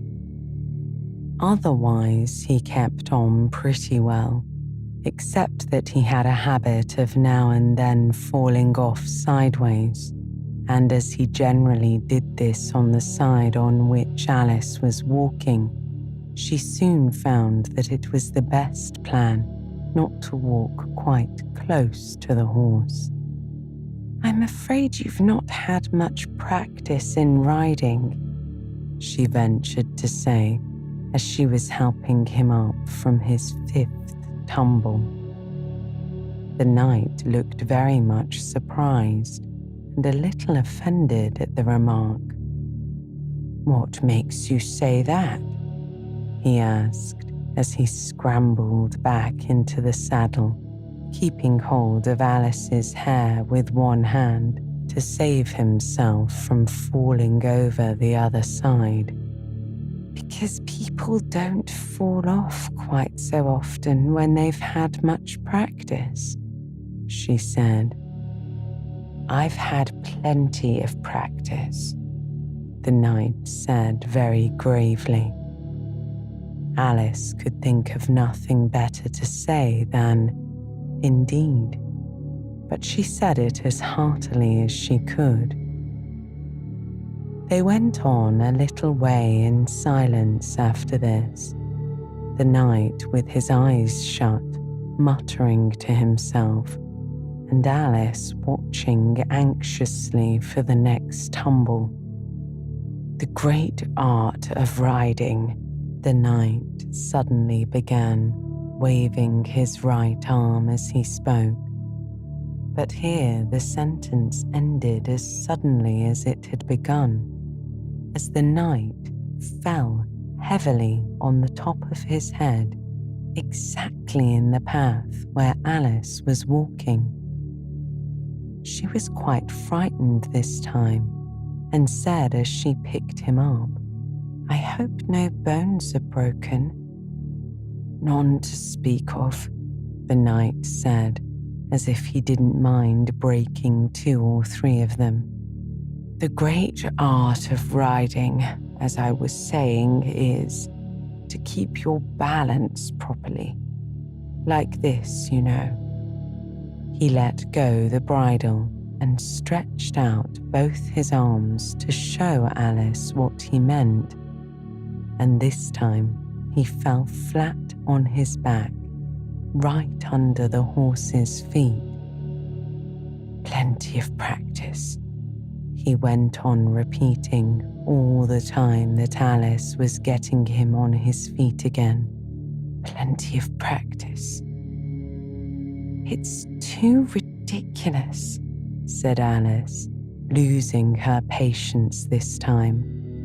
You ought to have a wooden horse on wheels, that you ought.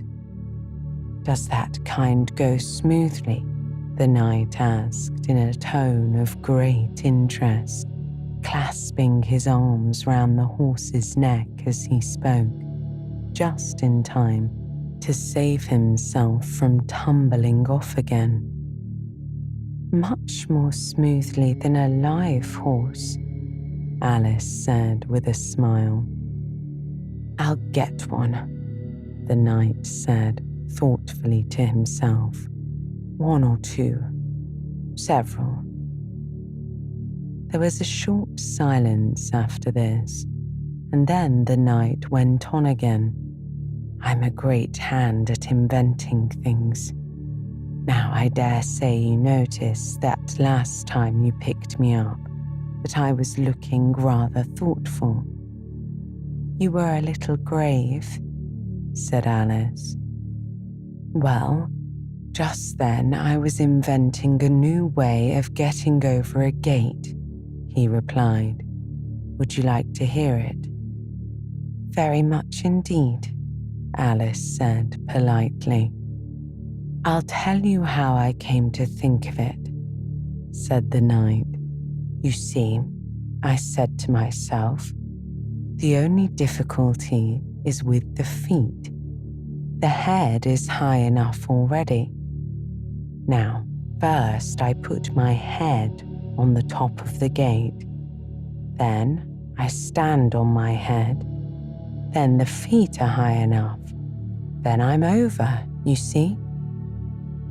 Yes, I suppose you'd be over when that was done, Alice said thoughtfully. But don't you think it would be rather hard? I haven't tried it yet, the knight said gravely, so I can't tell for certain, but I'm afraid it would be a little hard.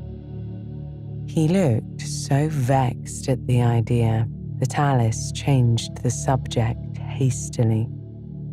What a curious helmet you've got, she said cheerfully.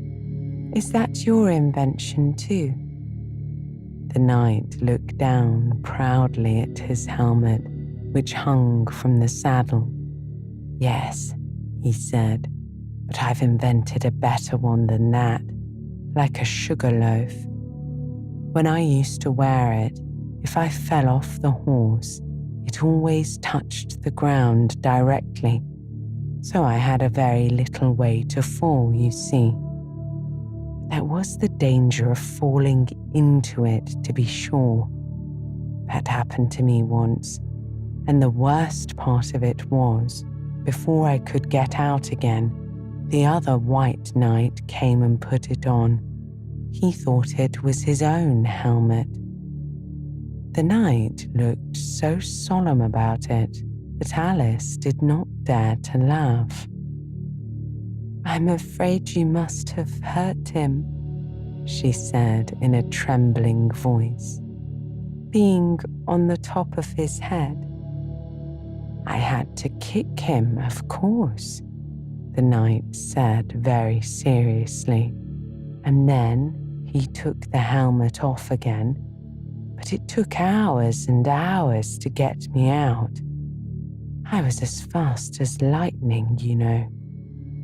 But that's a different kind of fastness," Alice objected. The knight shook his head. "It was all kinds of fastness with me, I can assure you," he said.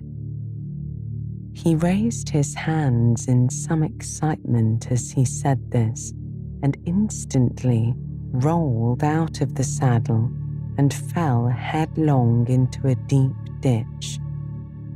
Alice ran to the side of the ditch to look for him. She was rather startled by the fall, as for some time he had kept on very well, and she was afraid that he really was hurt this time. However, though she could see nothing but the soles of his feet, she was much relieved to hear that he was talking on in his usual tone. "All kinds of fastness," he repeated. "But it was careless of him to put on another man's helmet, with the man in it too. How can you go on talking so quietly, head downwards?" Alice asked as she dragged him out by the feet and laid him in a heap on the bank. The knight looked surprised at the question. "What does it matter where my body happens to be?" he said. "My mind goes on working all the same. In fact, the more head downwards I am, the more I keep inventing new things. Now, the cleverest thing of the sort that I ever did," he went on after a pause, "was inventing a new pudding during the meat course.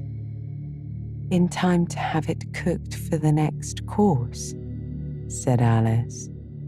"Well, not the next course," the knight said in a slow, thoughtful tone. "No, certainly not the next course." "Then it would have to be the next day," said Alice. "I suppose you wouldn't have 2 pudding courses in one dinner." "Well, not the next day," the knight repeated as before. "Not the next day, in fact," he went on, holding his head down and his voice getting lower and lower. "I don't believe that pudding ever was cooked. In fact, I don't believe that pudding ever will be cooked. And yet it was a very clever pudding to invent." "What did you mean it to be made of?" Alice asked, hoping to cheer him up, for the poor knight seemed quite low-spirited about it. "It began with blotting paper," the knight answered with a groan. "Oh, Well, that wouldn't be very nice, I'm afraid, said Alice. Not very nice alone, he said quite eagerly. But you've no idea what a difference it makes mixing it with other things, such as gunpowder and sealing wax. And here I must leave you. They had just come to the end of the wood. Alice could only look puzzled. She was thinking of the pudding. You are sad, the knight said in an anxious tone. Let me sing you a song to comfort you. Is it very long? Alice asked, for she had heard a good deal of poetry that day. It's long, said the knight, but very, very beautiful. Everybody that hears me sing it, either it brings the tears into their eyes or else what?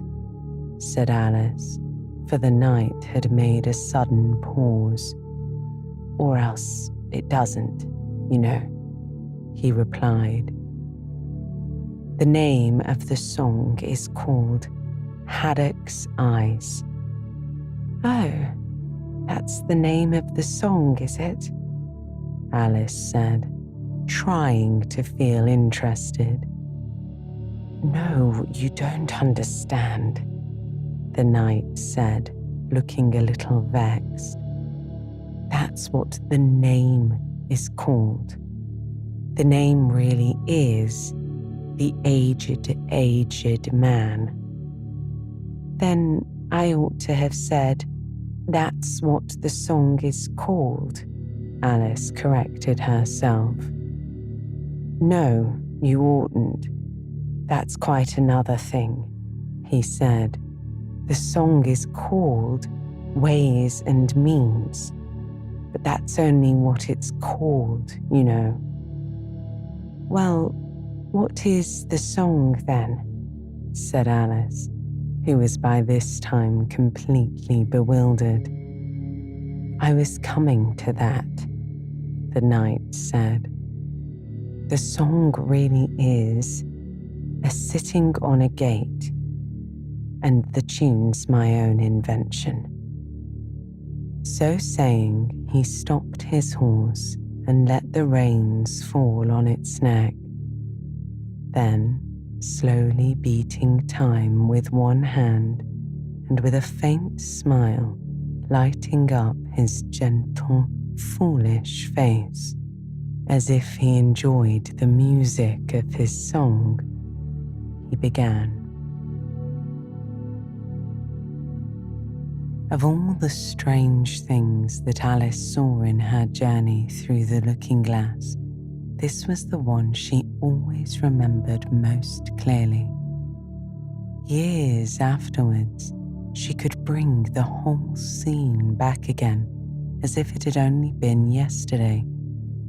The mild blue eyes and kindly smile of the white knight, the setting sun gleaming through his hair and shining on his armor in a blaze of light that quite dazzled her. The horse quietly moving about with the reins hanging loose on his neck, cropping the grass at her feet, and the black shadows of the forest behind. All this she took in like a picture, as with one hand shading her eyes, she leant against a tree, watching the strange pair and listening, in half a dream, to the melancholy music of the song. But the tune isn't his own invention, she said to herself. It's I give thee all, I can no more.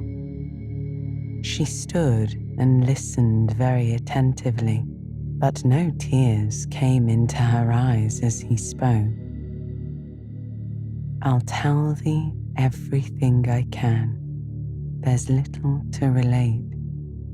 I saw an aged, aged man, a-sitting on a gate. Who are you, aged man? I said, and how is it you live? And his answer trickled through my head like water through a sieve. He said, I look for butterflies that sleep among the wheat. I make them into mutton pies and sell them in the street.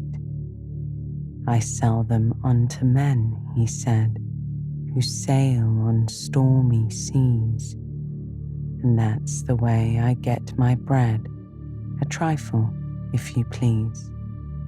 But I was thinking of a plan to dye one's whiskers green and always use so large a fan that they could not be seen. So, having no reply to give to what the old man said, I cried, Come, tell me how you live, and thumped him on the head. His accents mild took up the tale. He said, I go my ways, and when I find a mountain rill, I set it in a blaze, and thence they make a stuff they call Rowland's Macassar oil. Yet 2p halfpenny is all they give me for my toil. But I was thinking of a way to feed oneself on batter, and so go on from day to day, getting a little fatter. I shook him well from side to side until his face was blue. Come, tell me how you live, I cried, and what it is you do. He said, I hunt for haddock's eyes among the heather bright, and work them into waistcoat buttons in the silent night. And these I do not sell for gold or coin of silvery shine, but for a copper halfpenny, and that will purchase 9. I sometimes dig for buttered rolls, or set limed twigs for crabs. I sometimes search the grassy knolls for wheels of hansom cabs, and that's the way, he gave a wink, by which I get my wealth, and very gladly I will drink your honour's noble health. I heard him then, for I had just completed my design to keep the Menai Bridge from rust by boiling it in wine. I thanked him much for telling me the way he got his wealth, but chiefly for his wish that he might drink my noble health. And now, if e'er by chance I put my fingers into glue, or madly squeeze a right-hand foot into a left-hand shoe, or if I drop upon my toe a very heavy weight, I weep, for it reminds me so of that old man I used to know, whose look was mild, whose speech was slow, whose hair was whiter than the snow, whose face was very like a crow, with eyes like cinders all aglow, who seemed distracted with his woe, who rocked his body to and fro, and muttered mumblingly and low, as if his mouth were full of dough, who snorted like a buffalo that summer evening long ago, a-sitting on a gate. As the knight sang the last words of the ballad, he gathered up the reins and turned his horse's head along the road by which they had come. "You've only a few yards to go," he said, "down the hill and over that little brook, and then you'll be a queen. But you'll stay and see me off first," he added as Alice turned with an eager look in the direction to which he pointed. "I shan't be long. You'll wait and wave your handkerchief when I get to that turn in the road. I think it'll encourage me, you see." "Of course I'll wait," said Alice. "And thank you very much for coming so far, and for the song. I liked it very much." "I hope so," said the knight doubtfully. "But you didn't cry so much as I thought you would." So they shook hands, and then the knight rode slowly away into the forest. "It won't take long to see him off, I expect," Alice said to herself as she stood watching him. "There he goes, right on his head as usual. However, he gets on again pretty easily. That comes of having so many things hung round the horse." So she went on talking to herself as she watched the horse walking leisurely along the road and the knight tumbling off, first on one side and then on the other. After the fourth or fifth tumble, he reached the turn. Then she waved her handkerchief to him and waited till he was out of sight. "I hope it encouraged him," she said as she turned to run down the hill. "And now for the last brook, and to be a queen. How grand it sounds." A very few steps brought her to the edge of the brook. "The 8th square at last," she said as she bounded across it and threw herself on a lawn as soft as moss, with little flower beds dotted about it here and there. "Oh, how glad I am to get here! And what is this on my head?" she said as she put her hands up to something very heavy and fitted tight all round her head. "But how can it have got there without my knowing it?" she said to herself as she lifted it off and set it on her lap to make out what it could possibly be. It was a golden crown. Chapter 9. Queen Alice. "Well, this is grand," said Alice. "I never expected I should be a queen so soon.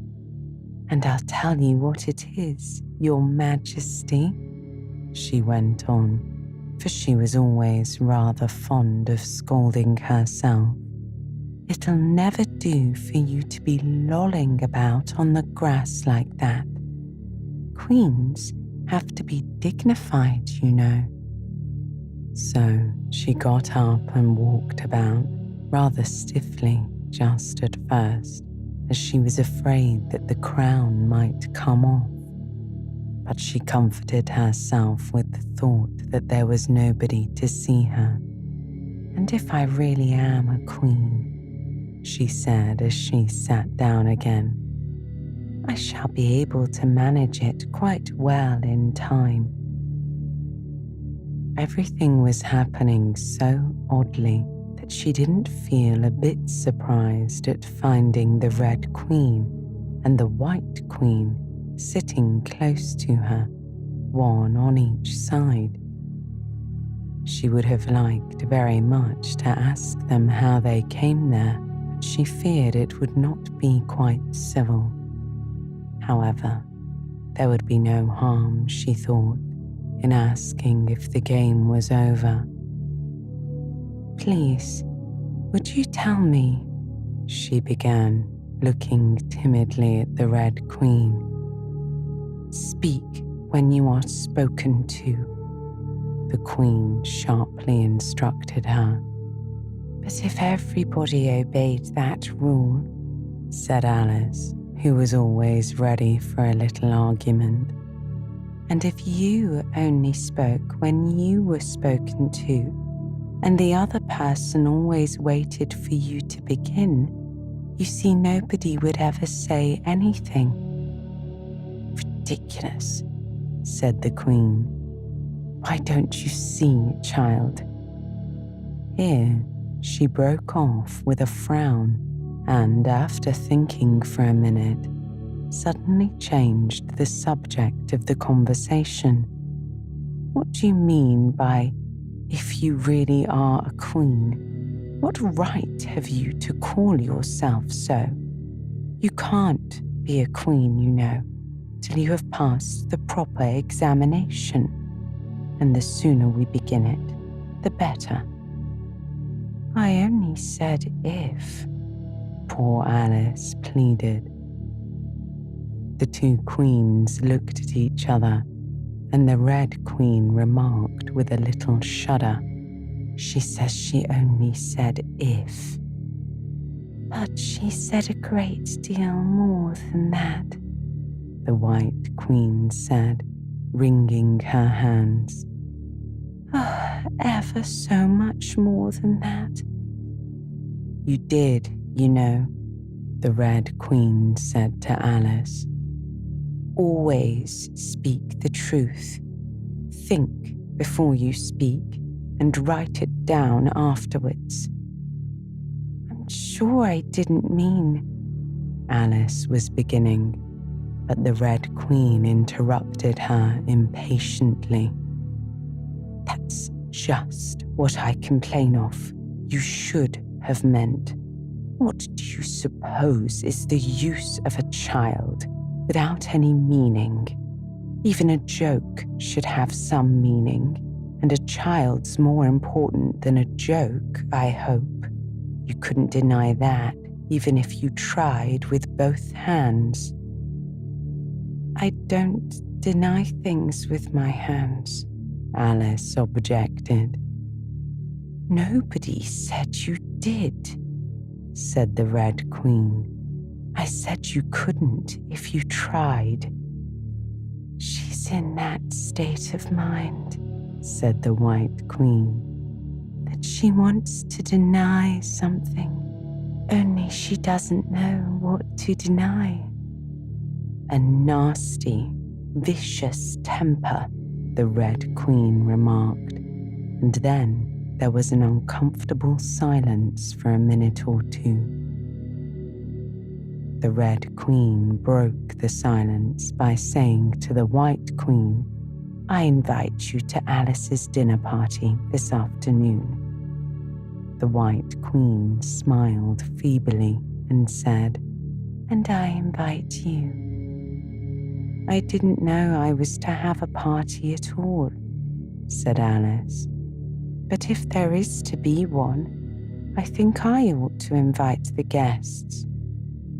We gave you the opportunity of doing it, the Red Queen remarked, but I dare say you've not had many lessons in manners yet. Manners are not taught in lessons, said Alice. Lessons teach you to do sums and things of that sort. And do you do addition? The White Queen asked. What's 1 and 1 and 1 and 1 and 1? Well, I don't know, said Alice. I lost count. She can't do addition, the Red Queen said. Can you do subtraction? Take 9 from 8. 9 from 8? I can't, you know, Alice replied. She can't do subtraction, said the White Queen. Can you do division? Divide a loaf by a knife. What's the answer to that? Alice was beginning to speak, but the Red Queen answered for her. Bread and butter, of course. Try another subtraction sum. Take a bone from a dog. What remains? Alice considered. The bone wouldn't remain, of course, if I took it. And the dog wouldn't remain. It would come to bite me, and I'm sure I shouldn't remain. Then you think nothing would remain? Said the Red Queen. I think that's the answer, said Alice. Wrong, as usual, said the Red Queen. The dog's temper would remain. But I don't see how, said Alice. Why, look here, the Red Queen said.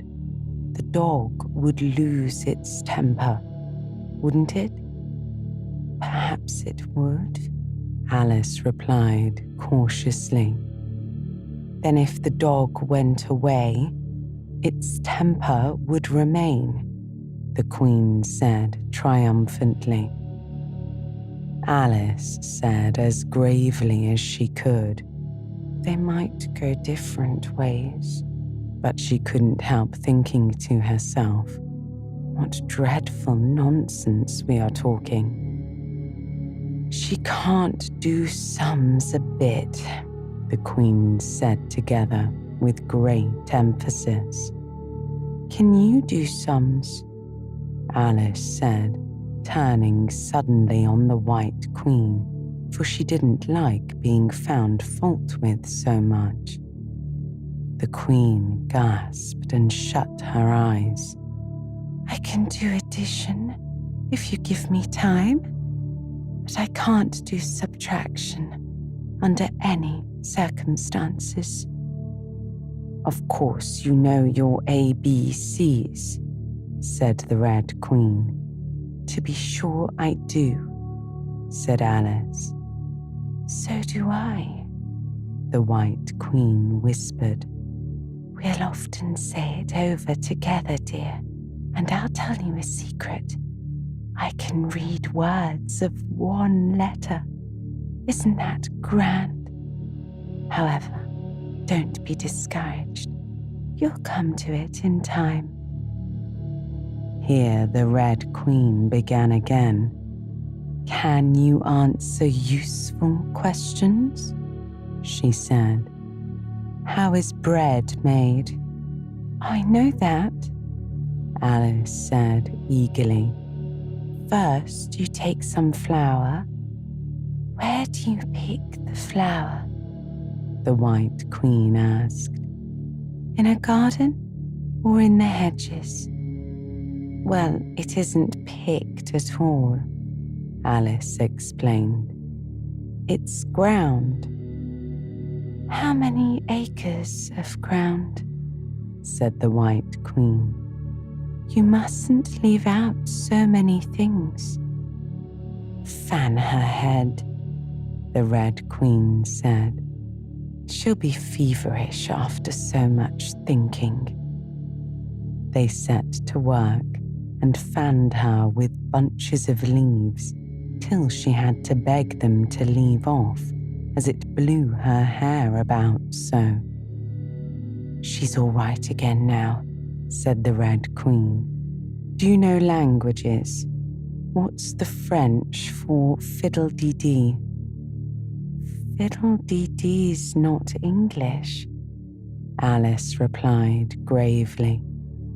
Whoever said it was, said the Red Queen. Alice thought she saw a way out of the difficulty this time.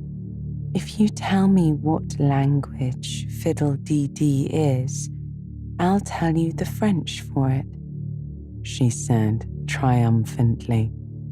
But the Red Queen drew herself up rather stiffly and said, Queens never make bargains. I wish queens never asked questions, Alice thought to herself. Don't let us quarrel, the White Queen said. What is the cause of lightning? The cause of lightning, Alice said very decidedly, for she felt quite certain about this, is the thunder. No, wait. She hastily corrected herself. I meant the other way. It is too late to correct it, said the Red Queen. When you've once said a thing, that fixes it, and you must take the consequences. Oh, which reminds me, the White Queen said, looking down and nervously clasping and unclasping her hands. We've had such a thunderstorm last Tuesday. I mean, one of the last set of Tuesdays, you know. Alice was puzzled. In our country, she remarked, there's only one day at a time. The Red Queen said, that's a poor, thin way of doing things. Now here, we mostly have days and nights, 2 or 3 at a time, and sometimes in the winter we take as many as 5 nights together, for warmth, you know. Are 5 nights warmer than 1 then? Alice ventured to ask. 5 times as warm, of course, said the Red Queen, but they should be 5 times as cold by the same rule, Alice replied.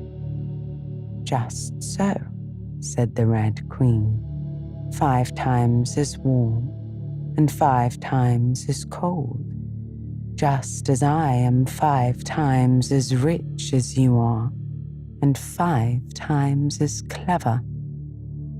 Alice sighed and gave it up. It's exactly like a riddle with no answer, she thought. Humpty Dumpty saw it too, the White Queen went on in a low voice, more as if she were talking to herself. He came to the door with a corkscrew in his hand. What did he want? Said the Red Queen. He said he would come in, the White Queen went on, because he was looking for a hippopotamus. Now, as it happened, there wasn't such a thing in the house that morning. Is there generally? Alice asked, quite astonished. Well, only on Thursdays, said the Queen. I know what he came for, said Alice. He wanted to punish the fish. Here the White Queen began again. It was such a thunderstorm, you can't think. She never could, you know, said the Red Queen. And part of the roof came off, and ever so much thunder got in, said the White Queen. And it went rolling around the room in great lumps and knocking over the tables and things, till I was so frightened I couldn't remember my own name. Alice thought to herself, I never should try to remember my name in the middle of an accident. Where would be the use of it? But she did not say this out loud for fear of hurting the poor Queen's feelings. Your Majesty must excuse her, the Red Queen said to Alice, taking one of the White Queen's hands in her own and gently stroking it. She means well, but she can't help saying foolish things as a general rule. The White Queen looked timidly at Alice, who felt she ought to say something kind, but really couldn't think of anything at the moment. She never was really well brought up, the Red Queen went on, but it's amazing how good-tempered she is. Pat her on the head and see how pleased she'll be. But this was more than Alice had courage to do. A little kindness and putting her hair in papers would do wonders with her, said the Red Queen. The White Queen gave a deep sigh and laid her head on Alice's shoulder. I'm so sleepy, she said. She's tired, poor thing, said the Red Queen. Smooth her hair, lend her your nightcap, and sing her a soothing lullaby. I haven't got my nightcap with me, said Alice as she tried to obey the first direction, and I don't know any soothing lullabies. I must do it myself then, said the Red Queen, and she began. Hush-a-bye, lady, in Alice's lap, till the feast's ready, we've time for a nap. When the feast's over, we'll go to the ball. Red Queen and White Queen, and Alice and all. And now you know the words, she added as she put her head down on Alice's other shoulder. Just sing it through to me. I'm getting sleepy too. In another moment, both queens were fast asleep and snoring loudly. What am I to do? Wondered Alice, looking about in great perplexity as first one round head and then the other rolled down from her shoulder and lay like a heavy lump in her lap. I don't think it ever happened before that anyone had to take care of two queens asleep at once. No, not in all the history of England. It couldn't, you know, because there never was more than one queen at a time. Do wake up, you heavy things, she went on, but there was no answer but a gentle snoring. The snoring got more distant every minute and sounded more like a tune.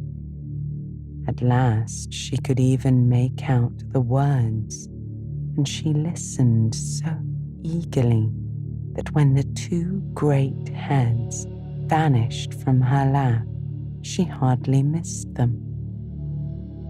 She was standing before an arched doorway over which were the words Queen Alice in large letters, and on each side of the arch there was a bell handle. One was marked Visitor's Bell and the other Servant's Bell. I'll wait till the song's over, thought Alice, and then I'll ring. But which bell must I ring? She went on, very much puzzled by the names. I'm not a visitor, and I'm not a servant. There ought to be one marked Queen, you know. Just then, the door opened a little way, and a creature with a long beak put its head out for a moment and said, No admittance till the week after next, and shut the door again with a bang. Alice knocked and rang in vain for a long time, but at last a very old frog who was sitting under a tree got up and hobbled slowly towards her. He was dressed in bright yellow and had enormous boots on. "What is it now?" the frog said in a deep whisper. Alice turned round, ready to find fault with anybody. "Where's the servant whose business it is to answer the door?" she began. "Which door?" said the frog. Alice almost stamped with irritation at the slow way in which he spoke. "This door, of course." The frog looked at the door with his large, dull eyes for a minute. Then he went nearer and rubbed it with his thumb, as if he were trying whether the paint would come off. Then he looked at Alice. "To answer the door," he said. "What's it been asking of?" He was so quiet that Alice could scarcely hear him. "I don't know what you mean," she said. "What did it ask you?" the frog said. "Nothing," Alice said impatiently. "I've been knocking at it." "Shouldn't do that," the frog muttered. "Vexes it, you know." Then he went up and gave the door a kick with one of his great feet. "You let it alone," he said as he hobbled back to his tree. "And it'll let you alone, you know." At this moment, the door was flung open and a voice was heard saying, "To the looking-glass world," it was Alice that said, "I've a sceptre in hand, I've a crown on my head. Let the looking-glass creatures, whatever they be, come dine with the Red Queen, the White Queen, and me." And hundreds of voices joined in the chorus. "Then fill up the glasses as quick as you can, and sprinkle the table with buttons and bran. Put cats in the coffee and mice in the tea, and welcome Queen Alice with 30 times 3. Then followed a confused noise of cheering, and Alice thought to herself, 30 times 3 makes 90. I wonder if anyone's counting. In a minute, there was silence again, and the same voice spoke another verse. "Oh, looking-glass creatures," quoth Alice, "draw near. 'Tis an honour to see me, a favour to hear. 'Tis a privilege high to have dinner and tea, along with the Red Queen, the White Queen, and me." Then came the chorus again. "Then fill up the glasses with treacle and ink, or anything else that is pleasant to drink. Mix sand with the cider and wool with the wine, and welcome Queen Alice with 90 times 9.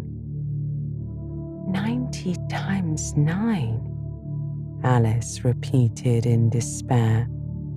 "Oh, that'll never be done. I'd better go in at once." And there was a dead silence the moment she appeared. Alice glanced nervously along the table as she walked up the large hall and noticed there were about 50 guests of all kinds. Some were animals, some birds, and there were even a few flowers among them. I'm glad they've come without waiting to be asked, she thought. I should never have known who were the right people to invite. There were 3 chairs at the head of the table. The red and white queens had already taken 2 of them, but the middle one was empty. Alice sat down in it, rather uncomfortable in the silence and longing for someone to speak. At last, the Red Queen began. "You've missed the soup and fish," she said. "Put on the joint." And the waiters set a leg of mutton before Alice, who looked at it rather anxiously, as she had never had to carve a joint before. "You look a little shy. Let me introduce you to that leg of mutton," said the Red Queen. "Alice, mutton. Mutton, Alice." The leg of mutton got up in the dish and made a little bow to Alice, and Alice returned the bow, not knowing whether to be frightened or amused. "May I give you a slice?" she said, taking up the knife and fork and looking from one queen to the other. "Certainly not," the Red Queen said very decidedly. "It isn't etiquette to cut up anyone you've been introduced to. Remove the joint." And the waiters carried it off and brought a large plum pudding in its place. "I won't be introduced to the pudding, please," Alice said rather hastily, "or we shall get no dinner at all. May I give you some?" But the Red Queen looked sulkily and said, "Pudding, Alice. Alice, pudding. Remove the pudding." And the waiters took it away so quickly that Alice couldn't return its bow. However, she didn't see why the Red Queen should be the only one to give orders. So, as an experiment, she said, "Waiter, bring back the pudding." And there it was, in a moment, like a conjuring trick. It was so large that she couldn't help feeling a little shy with it, as she had been with the mutton. However, she conquered her shyness by great effort and cut a slice and handed it to the Red Queen.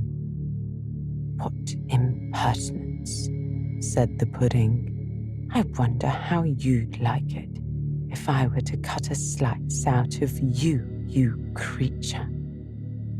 It spoke in a thick, suety sort of voice, and Alice hadn't a word to say in reply. She could only sit and look at it and gasp. "Make a remark," said the Red Queen. "It's ridiculous to leave all the conversation to the pudding.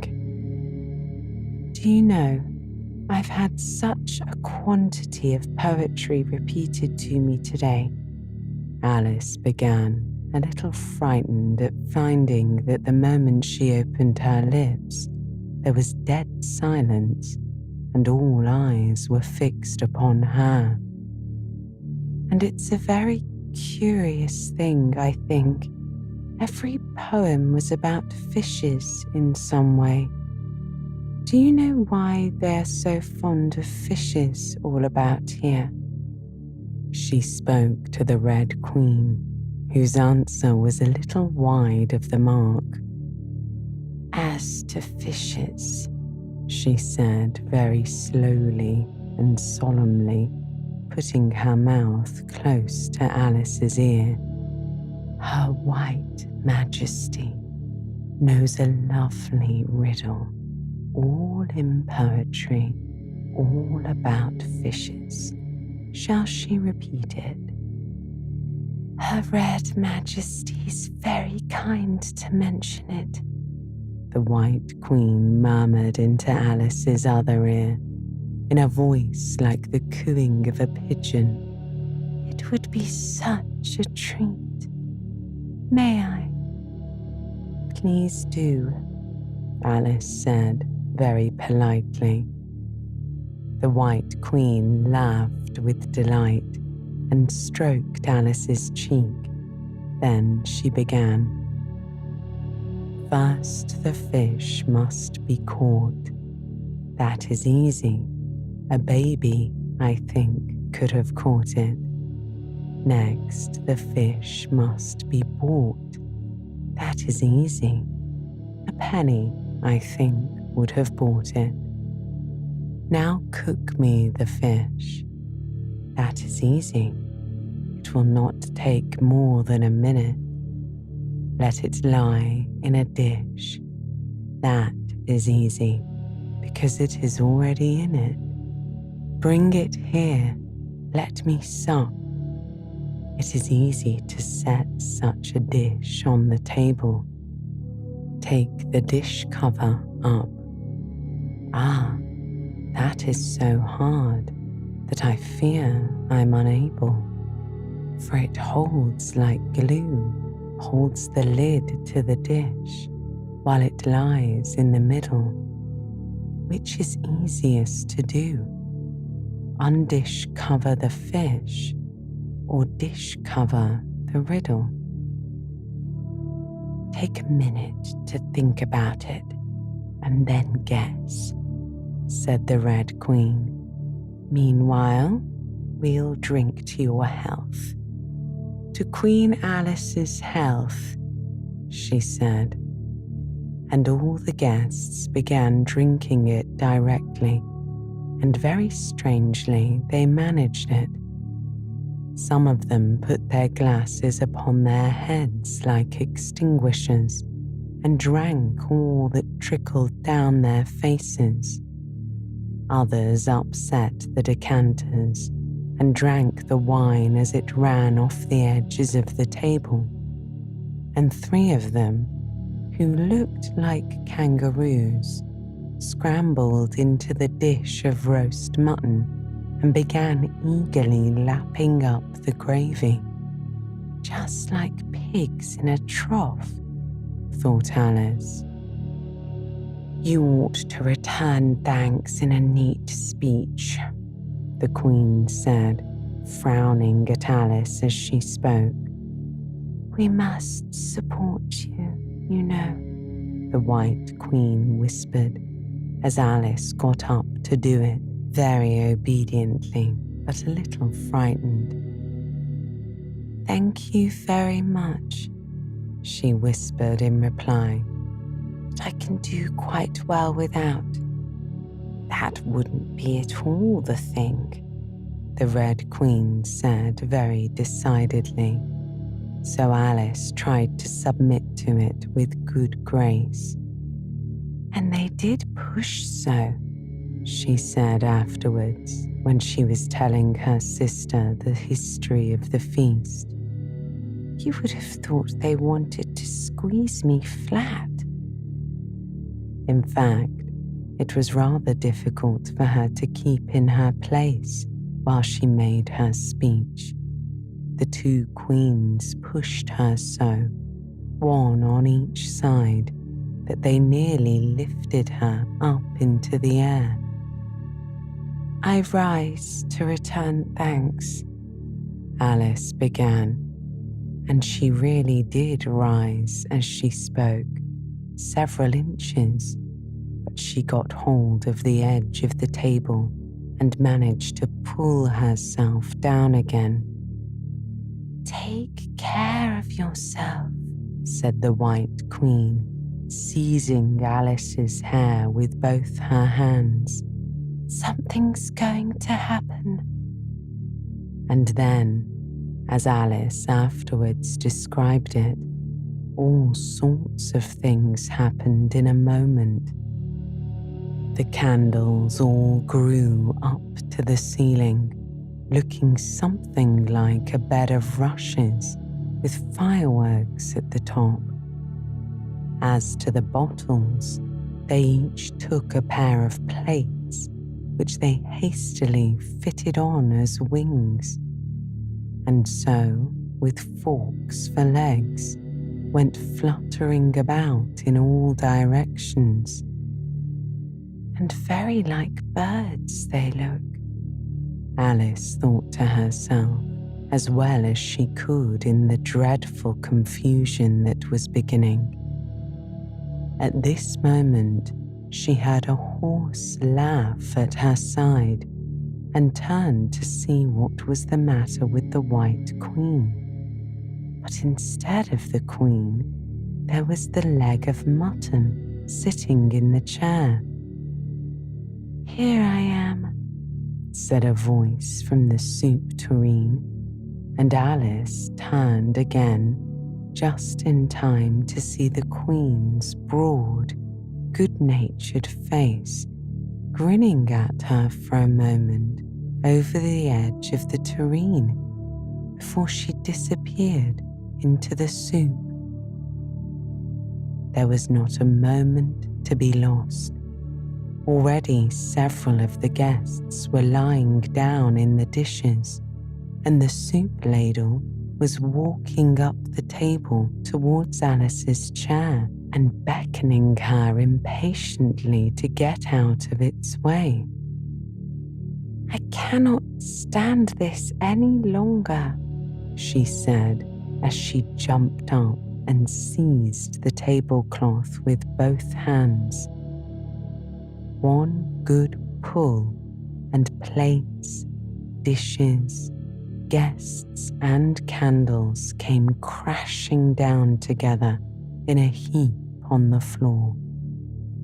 "And as for you," she went on, turning fiercely upon the Red Queen, whom she considered as the cause of all the mischief. But the Queen was no longer at her side.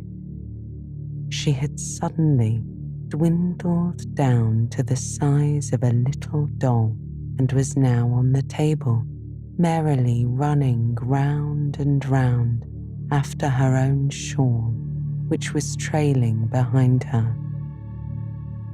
At any other time, Alice would have felt surprised at this, but she was far too much excited to be surprised at anything now.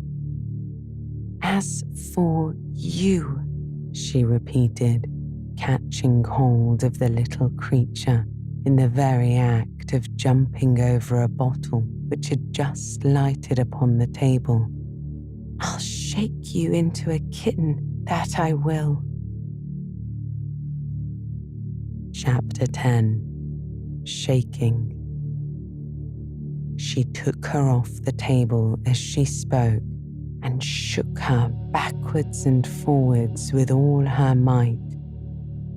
The Red Queen made no resistance whatever, only her face grew very small and her eyes got large and green. And still, as Alice went on shaking her, she kept growing shorter and fatter and softer and rounder. Chapter 11. Waking. And it really was a kitten after all. Chapter 12. Which dreamed it? "Your Majesty shouldn't purr so loud," Alice said, rubbing her eyes and addressing the kitten, respectfully, yet with some severity. "You woke me out of such a nice dream, and you've been along with me, Kitty, all through the looking-glass world. Did you know it, dear?" It is a very inconvenient habit of kittens.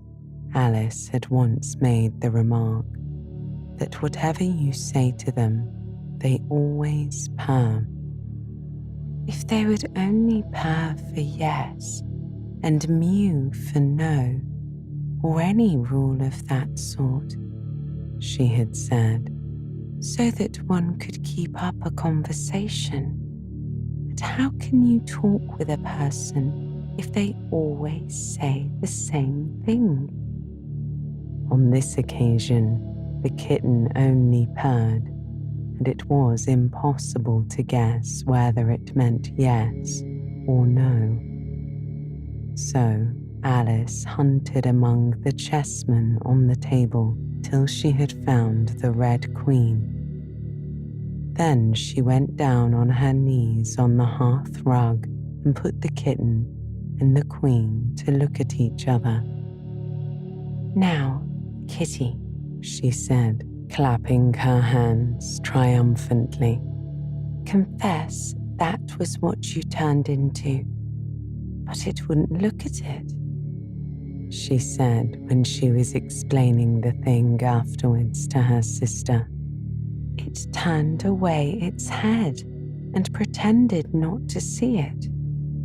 But it looked a little ashamed of itself, so I think it must have been the Red Queen." "Sit up a little more stiffly, dear," Alice said with a merry laugh, "and curtsy while you're thinking what to purr. It saves time, remember?" And she caught it up and gave it one little kiss, just in honor of having been a Red Queen. "Snowdrop, my pet," she went on, looking over her shoulder at the white kitten, which was still patiently undergoing its grooming. "When will Dinah have finished with your white majesty, I wonder? That must be the reason you were so untidy in my dream. Dinah, do you know that you're scrubbing a white queen? Really, it's most disrespectful of you. And what did Dinah turn to, I wonder?" She prattled on as she settled comfortably down with one elbow in the rug and her chin in her hand to watch the kittens. "Tell me, Dinah, did you turn to Humpty Dumpty? I think you did. However, you'd better not mention it to your friends just yet, for I'm not sure. By the way, Kitty, if only you'd been really with me in my dream, there was one thing you would have enjoyed. I had such a quantity of poetry said to me, all about fishes. Tomorrow morning, you shall have a real treat. All the time you're eating your breakfast, I'll repeat the walrus and the carpenter to you, and then you can make believe it's oysters, dear. Now, Kitty, let's consider who it was that dreamed it all. This is a serious question, my dear, and you should not go on licking your paw like that, as if Dinah hasn't washed you this morning. You see, Kitty, it must have been either me or the Red King. He was part of my dream, of course, but then I was part of his dream too. Was it the Red King, Kitty? You were his wife, dear, so you ought to know. Oh, Kitty, do help to settle it. I'm sure your paw can wait. But the provoking kitten only began on the other paw and pretended it hadn't heard the question. Which do you think it was? A boat beneath a sunny sky, lingering onward dreamily in an evening of July.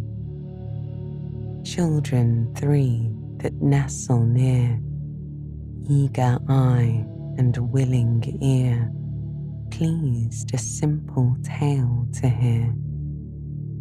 Long has paled that sunny sky, echoes fade and memories die. Autumn frosts have slain July. Still she haunts me phantom-wise, Alice moving under skies never seen by waking eyes. Children yet the tale to hear, eager eye and willing ear, lovingly shall nestle near. In a wonderland they lie, dreaming as the days go by, dreaming as the summers die, ever drifting down the stream, lingering in the golden gleam. Life, what is it but a dream? The end.